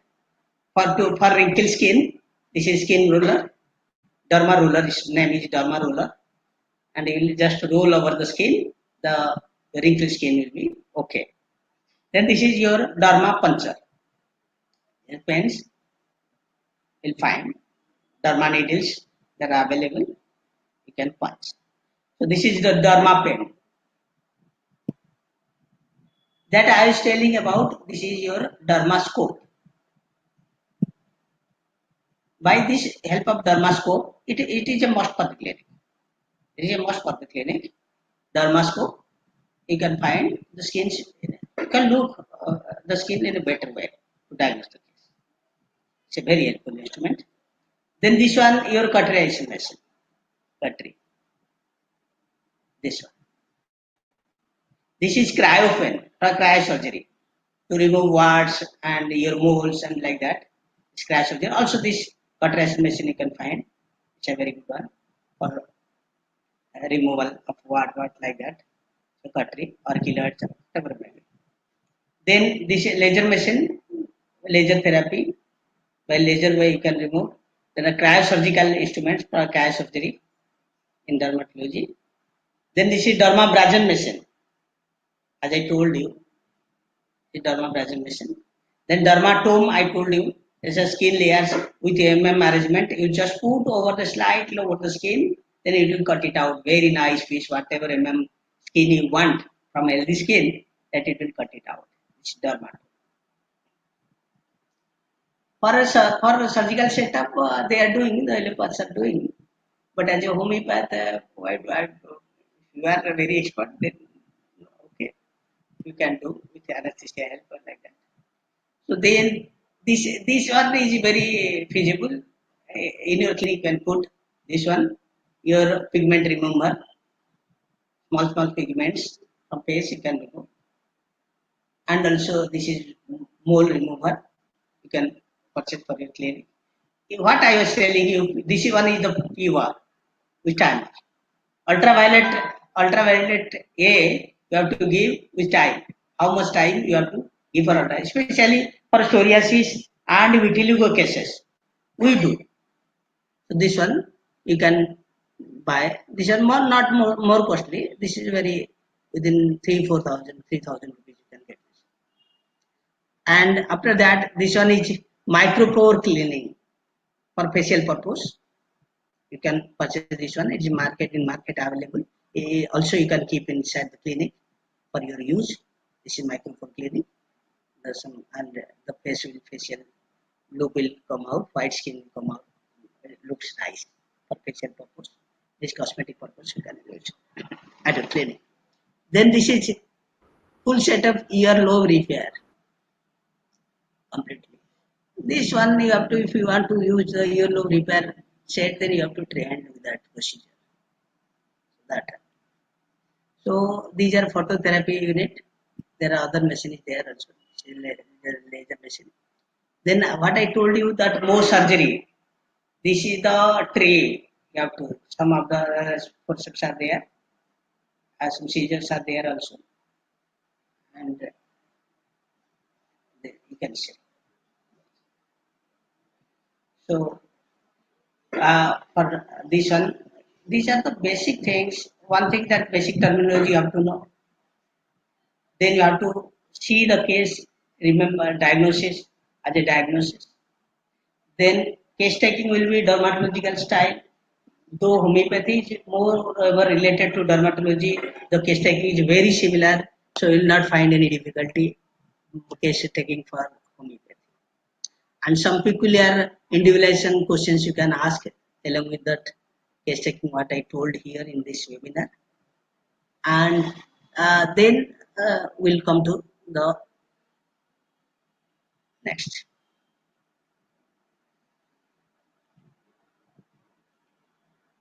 So you say ki homeopathy, the master itself told us, none intellis vixe, not lived in vain. It's that area like you see that I'll tell you, okay, it is the Atlantic Ocean. It is your Ganga River. Whenever you will put into deep a dive, then you will feel like that holiness. So homeopathy is a great science, and those persons who are dedicated their life towards homeopathy, they have nothing. You see, I remember some of the stalwarts of Indian stalwart, Dr. Abel Dhawale, who has written one point in his book, Practice of Homeopathy. In that book, in volume 1, I think so, in preface, he has written, where in introduction, I think so. He don't come to homeopathy for money. Come with passion, it will not harass you. If you are thinking that you will come, you came homeopathy, you will earn money and this and that, with that motto, don't come. Homeopathy for masters also, you see, he did not work for money. He worked for himself for homeopathy, and now he's immortal. So homeopathy, that Dr. M.L. Dole, his term I know you. And another way I'll tell you what I learned from our masters, G.H. Clark, what he told. His voice, his words in the introductory chapter is in prescriber. He has written, when the homeopath will forget to dispense homeopathy medicine, then only they can concentrate on homeopathic treatment or diagnosis. That means the maximum homeopathic doctors, they concentrate on how to dispense homeopathy medicine. They are moreover working their brain, 90% of their brain, 80% of their brain side, or whatever may be 50%. The brain works for the collection and compilation of homeopathy remedies. Moreover, it's promoting pharmacy. Their 50% is utilized only for the practice and diagnosis. So, as per the J.H. Clark's telling, if the homeopathic doctors, they will just take less importance towards dispensing and more importance towards diagnosis and treatment, it will be better for me. So these are the two common things, common sentences which cross my mind as a homeopath, and all you are listening for that reason I'm sharing here. So these are my personal thinking to share with you as shared by our students. Then another point is here. So this science has vast scope, tremendous scope, huge scope in derma cases. For derma cases, this homeopathy is. The allopathy has no solution. And this. Just slightly louder, please. Slightly louder. So you say this derma, in case of dermatology, especially derma cases, the homeopathy has vast scope. The scope of homeopathy is the sky is the limit. I will tell sky is no limit, like that. So our everyone, you see, those who are the doctors, like here Indian homeopathy, I will not mention here in this webinar, but they are doing their good practice due to derma cases. Also, if you will go for oncology practice, skin cancer like that, it's also new challenging way for homeopaths to practice. And today, this dermatology, I just covered some of the parts to make homeopaths to think like a dermatologist. Just I covered, but the homeopathy itself has own potential to do. If you are master in your mathematics also you can do, but some of the diagnosis will because diagnosis is very essential for medical legal aspects as well as for your own satisfaction also. What is going on, what progress will be there, and what next you have to do. This way you can think for diagnosis, and you should have basic knowledge to approach to see the derma cases in the clinic. And just like over, you all are masters in homeopathy, and every homeopathy itself is one master. So I list here, I'll just go through some important points and my personal experiences wherever I find some homeopathic remedies. So these are just I want to share. So you say the remedies, some of the remedies we will discuss because time is also less. So agaricus, this is whenever in this case you don't forget this one. In case of frostbite, frostbite means in case of winter season due to heavy cold, if there will be some cracks or fissures in your digits inside the interdigital fissures, or any lesion due to cold, especially cold weather. So this is frostbite. You can think of agaricus. And another remedy for frostbite is petroleum. Don't forget petroleum. So another is alumina. Alumina it is indicated for xerosis. That means you're dry, extremely dry your skin, and if you scratch that skin, it may bleed. And the patient scratches that skin till bleeding. So that you can think of alumina. So anthracinum, when we will think, usually I think anthracinum in case of carbuncle. For furuncle, we do think about arnica or single solitary furuncle. Furuncle, as you know, boil. Single solitary or small in size, that will be arnica. But furuncle, carbuncle, anthracinum. or there are other Theridion or like that, Tarantula. These are all drugs of carbuncles you can think of. But Anthracinum you can think carbuncles good. Then Arnica you can think of for carbuncle, your furuncle. Also for furuncle you can think of another two remedy. One of the very good remedy, that is echinacea. Echinacea we can tell echinacea. So that one is very good. Just apply over the small boils, whether you are applying arnica or echinacea, definitely no individual is required. It will heal up. And that will be echinacea purpurea, you remember. That is external application. And for echinacea augustifolia, you can give to the patient for oral, for internal medicine. And the echinacea purpurea you have to apply for boil. Small boils, especially after scratching, after shaving, if there will be boil, then you think of echinacea. Just apply the mother tincture, it will heal up. And then if your Anthracinum carbuncle is there, then in case of antim crude, will what? Will say this is corn, for corn also what? So what? How the antim crude? What will look up? How will diagnose in your clinic? So what will you'll see the words upside. This one big words, the antim crude words. There will be especially on the your dorsal side. Matlab not the palmar side, above the digits, this side, the other side. And there these words look how it looks like rounded one.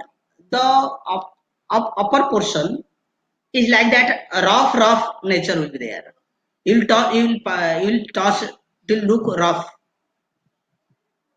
The skin will be like your heel area skin. It look like that, but some like that. I'll not cauliflower because it will go for thuja. So it looks a rough looking. Then this is antim crude. You think what is antim crude, and especially on the dorsal aspect. But not on palm area. If it will happen on the palm, especially on the index finger, larger one with a rough space over the, if you touch, look at whitish. Only the top part will look whitish. The other part will look normal like the skin.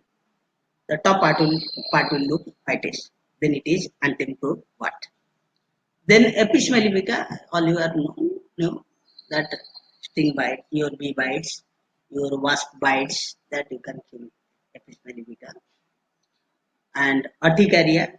And Apis mellifica you can give up, suppose any person is having renal problems, renal failure, patients chronic renal failure especially, CRA, and having recurrent urticaria or itching, then you can think of Apis mellifica.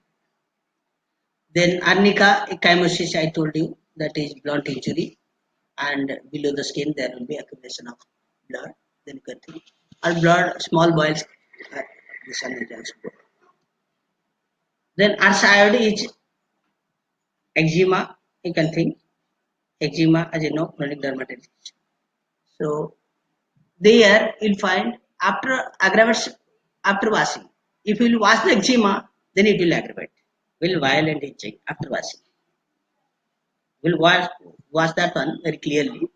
Then after that, especially this type of eczema, this patients tells that, sir, after a bath, it is very itching aggravates. Then you can think of that one, your arsad.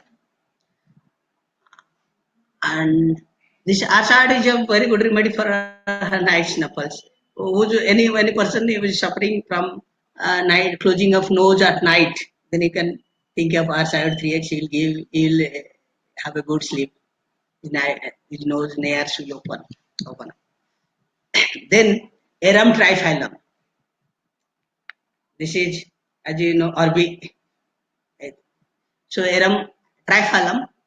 So this is impetigo contagiosa. This is impetigo that I told you. So the crushed skins and eruptions, elevated eruptions are there. So this case you can give up parenteral itching. Then Astacus is another very remedy like urticarians. Astacus for urticaria, whole body urticaria, whole body urticaria. Astacus. And in urticarians also there is urticaria for urticaria. You can give urticarians. Then Bacillinum. See, this is one.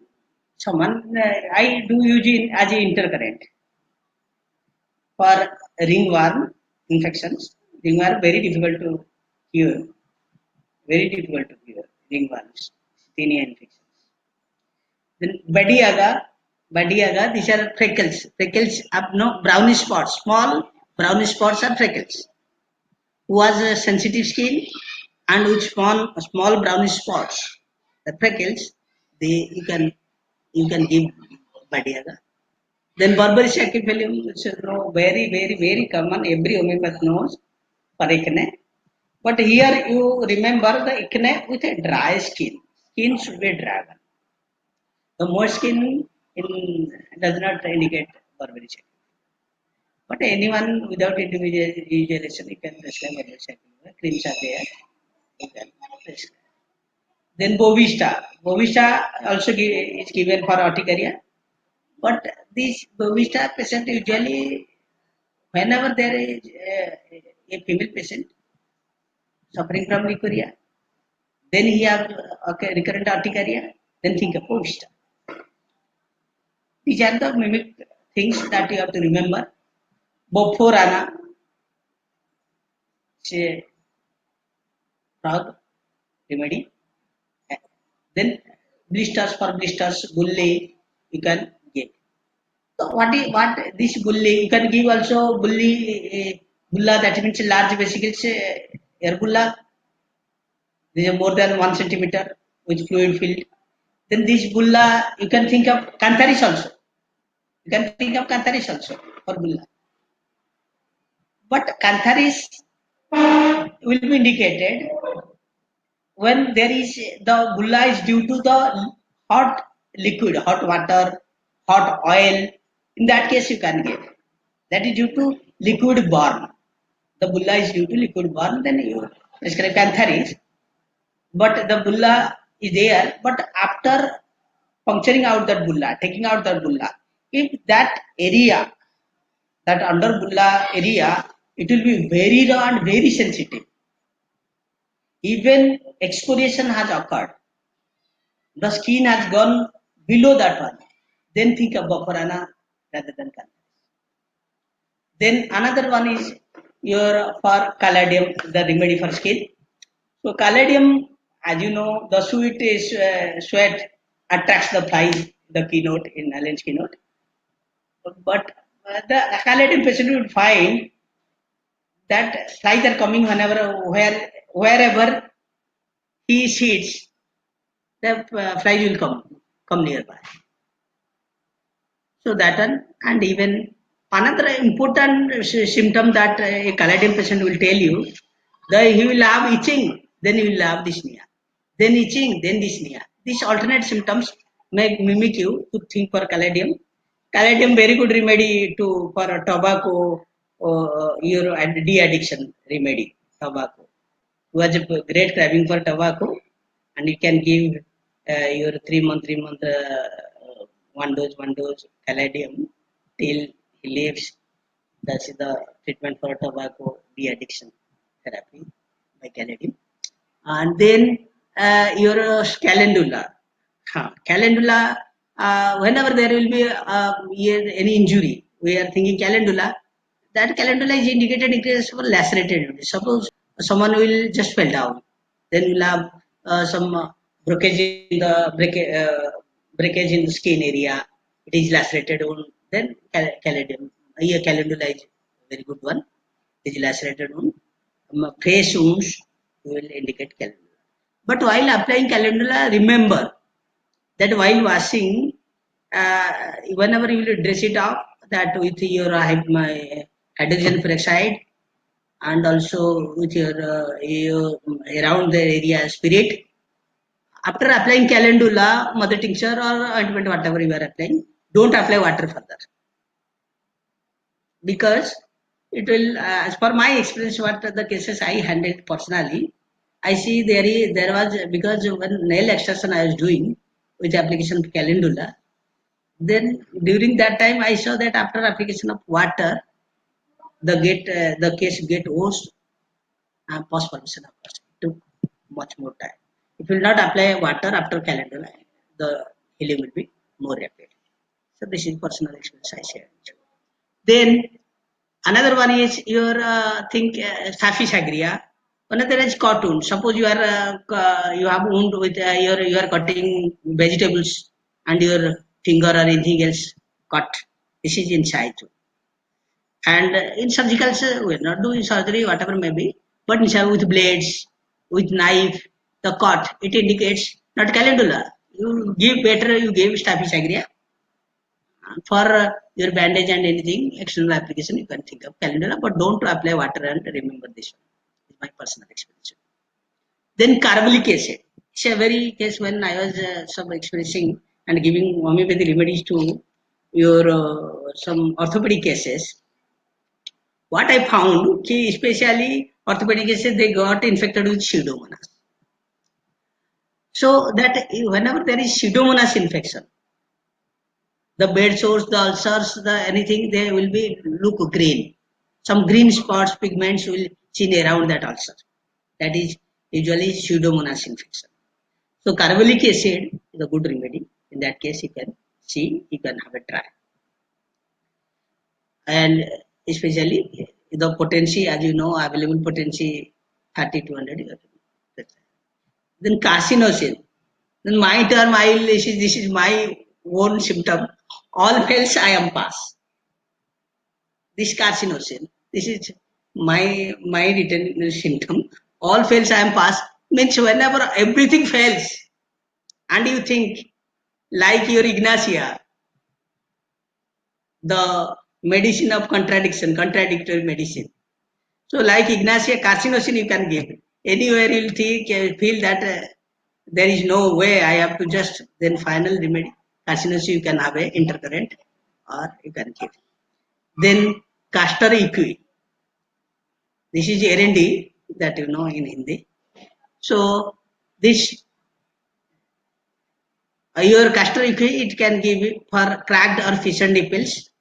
In case of nursing mothers, you can give this remedy. Then causticum, this is for what causticum what, especially on face. And how causticum what looks, I'll tell you. So the warts will like antimproved looks white, and the front surface looks your rough type look. But in causticum, it looks plain, and maybe your reddish color, soft. In case of face, if it is rough, whitish rough of the top of the that what is whitish and rough look, then think of antimproved. If it is plain one and with reddish look, then think of causticum. That one. Then causticum is another remedy for intertrigo. Especially intertrigo occurs in case of you see the milkmaids, persons who are washing, your washer maids. They have intertrigo, fungal infections between the fingers. In case of toes also, that is violet color type we apply there only. So in that case, you think causticum also can give. So crisarubinum is also for pyoderma, scabies with pus. Even frost formation there, foul discharge will be there. This is the indication. So scabies with pus, you can give crisarubinum. Corallium rubrum, this is for psoriasis. Especially psoriasis, you see, psoriasis is extensor type. Okay, extensor type. Whenever they will be over the palm, your plantar area, then you can think of this Corallium rubrum. Condurago, if you think this one is cancerous remedy. Condurago, very good remedy for cancer. But cancer, in case of when there is fissured ulcers in cancer, fissure means cut, then that Condurago thing. Dolichos lab, they say Dolichos, this one is herpes zoster for herpes infection. Dulcamara is also for what? Especially the palm. Dulcamara is given for urticaria or eczema in damp weather. Damp weather or damp area you are living with, then if you have any urticaria or rash or eczema, this condition you can pick up Dulcamara. Then Eugenia jambos, this is your, in case of acne you can give. Acne, one thing is that Berberis sacupilium, you are thinking, and mother tincture should be given or cream. Cream is more better than mother tincture, Berberis sacupilium. Then in case of Eugenia jambos, that acne, you see, there will be some that acne will be more under that acne there will be pus like that, and swelling will be swelling will find swelling. That is indurated acne. You will find it serious, that acne face. So that is Eugenia you can give. And Echinacea I already told you. Euphorbinum for gangrene, gangrene is not your vesicular erysipelas. Basically you find redness look. Then graphitis, you know, I told you for eczema you can give graphitis.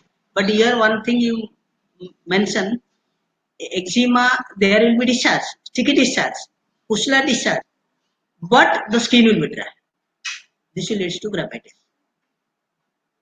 Then gunpowder non-healing ulcer you can prescribe for any ulcer which is non-healing type. Then hypersulf is a common remedy for ulcers. But hypersulf, when you will think of for ulcer, when there will be the ulcer is there, but around the ulcer some eruptions are there. You will find the ulcer. It's clear. We discharge ulcer. Pus is there, but around the edge you will find some eruptions are there. Then you will find it also. Another point you will ask to the patient, in hypersulf, the patient's calf muscles will be painful. If you will walk somewhere else, then you will complain that, sir, now I am unable to walk much more distance because my calf muscles will be painful. So this is one, whenever you are evaluating a patient in homeopathy, you can ask like that, because we see mental generals usually, and we ask the patient like this. Then Hama Malish is a very good remedy. So in varicose ulcers. So I found that some of the persons, in case of piles or hemorrhoids, Hama Malish is very good because it acts on venous congestion as well as venous piles. But you see, if Hama Malish will prescribe you know only mother tincture only. I'll recommend. Hama Malish will prescribe one mother tincture. Don't prescribe 3200 like that. And you see, after practice, on my experience, what I did, whenever I prescribed 3200, I saw more aggravation. Ear bleeding is there. The patient is getting worse and worse. Not really. But when I prescribed mother tincture Malish, then bleeding stopped. Then after the experience, I saw that this one I did wrong. So actually, after then I read the pharmacology of Hama Malish, Virginica. Then I saw that it is one venous astringent. Matlab it stops the venous capillaries and stops bleeding. Like that. Then Hama Malish. Then hypericum. It is for hyperdosage. Hyperdosage matlab this is more formation of sweating. More formation of sweating. Your benzoic acid is there. Thuja is there. There are so many remedies in homeopathy. But hypericum you can prescribe. But whenever the fingernails They are very sensitive. Especially, you see, the your proximal part of the your nail pad, proximal nail pad. So that part is nearby lunula. Lunula, the white area of at the end of the nail, that is lunula. Nearby lunula, people that is very sensitive to touch. Small hairy like skins will come it out, and then you think of your hypericum. This is a very good remedy for that condition. You can prescribe from my personal experiences. I'm sharing with you. Then ichthyolum. Ichthyolum, this is for ichthyosis, and you can ichthyolum is very good remedy for psoriasis also. Ichthyosis, as you know, some this is autosomal disorder.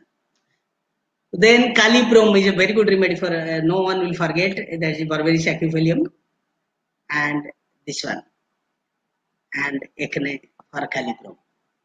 So calibrom have from Barberry sacrifilium, Barberry sacrifilium have no blackheads, but calibrom has blackheads, no black spots. Then we will come to other remedy, that is your medurinum, itching at night, as you know. Medurinum is eczema with thick pustula, but in case of medurinum, what happens? The hairs, especially in case of vinca minor, like that. Yes, medurinum cross formation will be there more. Case of medurinum also vinca minor, but hairs are meeting, that vinca minor will differ you from medurinum. Then myristica, it is for panarisium. Then nitric acid for fissures, as you know. Lekin nitric acid you will give for what also. It's a very good remedy for what? Dissolve what? Usually allopathy doctors and dermatologists, they repeat nitric acid and thuja alternatively to what complaint patients with warts. The allopathy dermatologists they do. But when here you have to find in nitric acid, when you will toss the what, it will bleed. Just slightly, you will toss the that means not that it will slightly toss like your cotton, it will bleed. No, it's not like that. If you scratch it like that slightly, then it will start bleeding from the top of that what. Then think of nitric acid. If you will scratch it from the top, it is rough one, but it will not bleed. Then it is antimicrobe. If it top is red and smooth, then it is your causticum. If that what is you can hold nicely, that what is soft but hold nicely, you can hold it nicely. That is your thuja. And cauliflower like look, you can think of thuja. Then petroleum, I told you agaricus and petroleum, they are winter remedy for first bite you give. I had also one case in my life. I gave agaricus to him. Soranum is a herpes for pustular eruptions, but in case of soranum patient, night itching will be there. These are common remedy, and all you know better. And some of the complaints like measles will think pulsatilla. No one thinks measles for pulsatilla for measles. Then pyrogen for suppurative ulcer, septic ulcers, also with bacterial infections usually you can think of pyrogen. So erythema nodosum, Rostax is also for erythema, belladonna is for also erythema. But that whenever belladonna is there, redness will be there, but whenever you touch it will be painful. Tenderness will be there. Then you will think of belladonna. Erythema is there, but tenderness is not there. Then rust. Sanicula for wrinkled skin.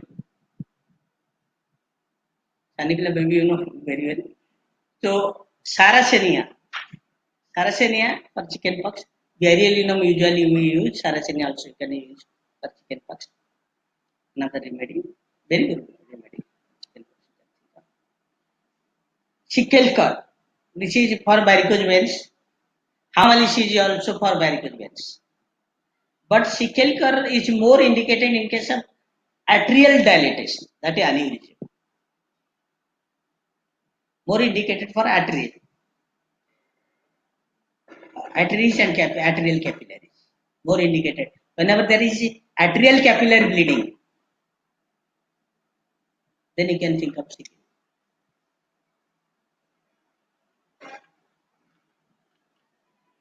Then, so sepia, very good remedy. Herpes sacinata. Sepia, in case of personal experience, the patient will have herpes, but itching will no relief. But sepia also I do usually prescribe in case of tinea versicolor, pityriasis versicolor. That is Babita. So in pityriasis versicolor, the sepia, your pityriasis will be circular only, single circular. The sepia. If that circle, one circle will intersect with the other circle, will toss to other circle. The remedy in case that pityriasis, tinea versicolor, that pityriasis will indicate ticreum. Ticreum is the remedy. In case of sepia, this is single circle. One patch, second patch, third patch. The patches will not intersect with each other. Then sepia. If that patches will intersect with each other, then think ticreum. Then silicea, as you do know, surgical knife of homeopath. It expels out foreign bodies from the body, and it also indicates some of the boils at silicea. It dries out the pus, especially helps to dry out the pus. Then sukumchum, it's for dry eczema. Syzygium jambolani. This is diabetic remedy actually. In diabetes we give. And in the case of diabetes one, there is the persons will have urine sugar. Urine sugar is positive. Whatever the level of diabetes, blood sugar level, that fasting or postprandial, that doesn't matter for us. One thing that if it contains, the sugar is contained inside the urine sugar is positive, then only think of a syzygium for your diabetes. There are other remedies are there, your agent of nitricum, uranium, nitricum, and your gymnasta sylvestra. There are so many remedies are there for diabetes. Even insulinum is also there. So in syzygium, the boils with diabetes. Then another one is thuja, you know, pedunculated water. The what are always usually the thuja words are always in covered parts. The dress up parts, the thuja what will be there, and you can hold the thuja what. That is another clinical experience I will tell you. You can able to hold. They are cauliflower look, small. If they are cauliflower look, you can give thuja. If it is plain one, then causticum. Rough one, then that one your anti-crude. If it bleeds after a slight scratch, then you can take nitric acid. Then another one is urticarians for urticaria. Urticaria very good remedy for fire burn or burn due to fire. Burn due to liquids, your hot liquids, hot oil, hot water, and the rest. But you can think of urtica for fire burns, urticaria for general any urticaria. Any urticaria you can think of. Urticaria boforana, urticaria, urticarians, urticaria eugenia. These all are for urticaria. And then we are thinking about the X-ray. This is for non-ulcers. Ulcer, any other remedies, no response. This is imponderabilia group. You can think of this X-ray. Then Maxal, the king of your syphilitic medicine. This also has peculiarity that it is suppurative highly pus formation will be there. The pus will look yellowish slightly, more yellowish pulsatilla. In between, then hypersal, slightly whitish silicea. This you can think compare with. Muxal is yellowish pus will be there, but the pus will be offensive also, but slightly yellowish white. Then it has undermined it like a flask. The ulcer will be like that. Okay, the up area, the face will be less circular, less circle. The under that ulcer, the skin area, under that one, there will be more area. This is undermined edge, that muscle. So I think that we have touched everything, and less time is there. I have some other to approach also, some cases too, but it is too, time is too heavy, time is less. I think so. So I think that we have to conclude this case. So thank you all for having patience and listening me. So, Juhi madam.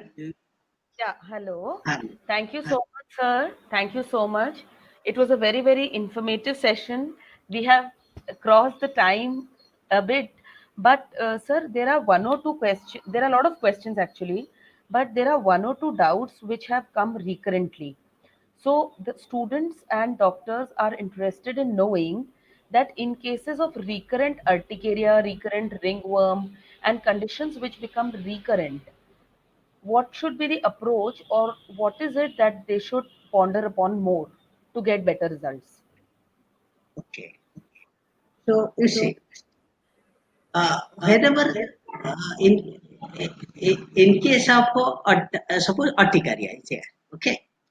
So what you have to do? Okay, you have to find out actually the urticaria is one some disorder that is reaction of the body blood, that your mast cells or histiocytes, they are just reacting and they are producing the urticaria. So we have to find out exactly what is the reason behind it. It will be more easier to find out the cause elements. So that is in homeopathy we are talking elements problem. If you are getting the elements from, then the case will be more easier to handle, first of all. So what I'll give you some example. Suppose a person having some allergy due to some pollen grains or dust or allergy. Someone is just grooming and that person get the dust and have urticaria. Suppose then that this case indicates that arsenic alcohol. This will case for dust induced urticaria. Simply think of arsenic alcohol. If you are not finding the elements, then you think of urticaria. Urticarians. Urticarians, that urticaria you can think of.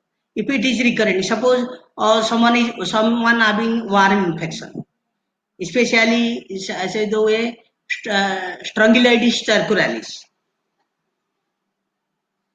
That urticaria, how will diagnosis that case? A stool examination you have to do.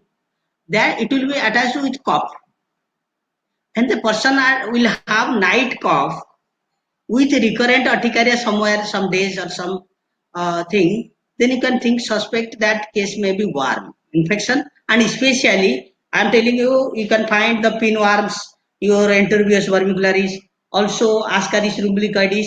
These you cannot find. You can find in the stool test, but if you are not, you are negative. Also, the lab technician is not able to find out.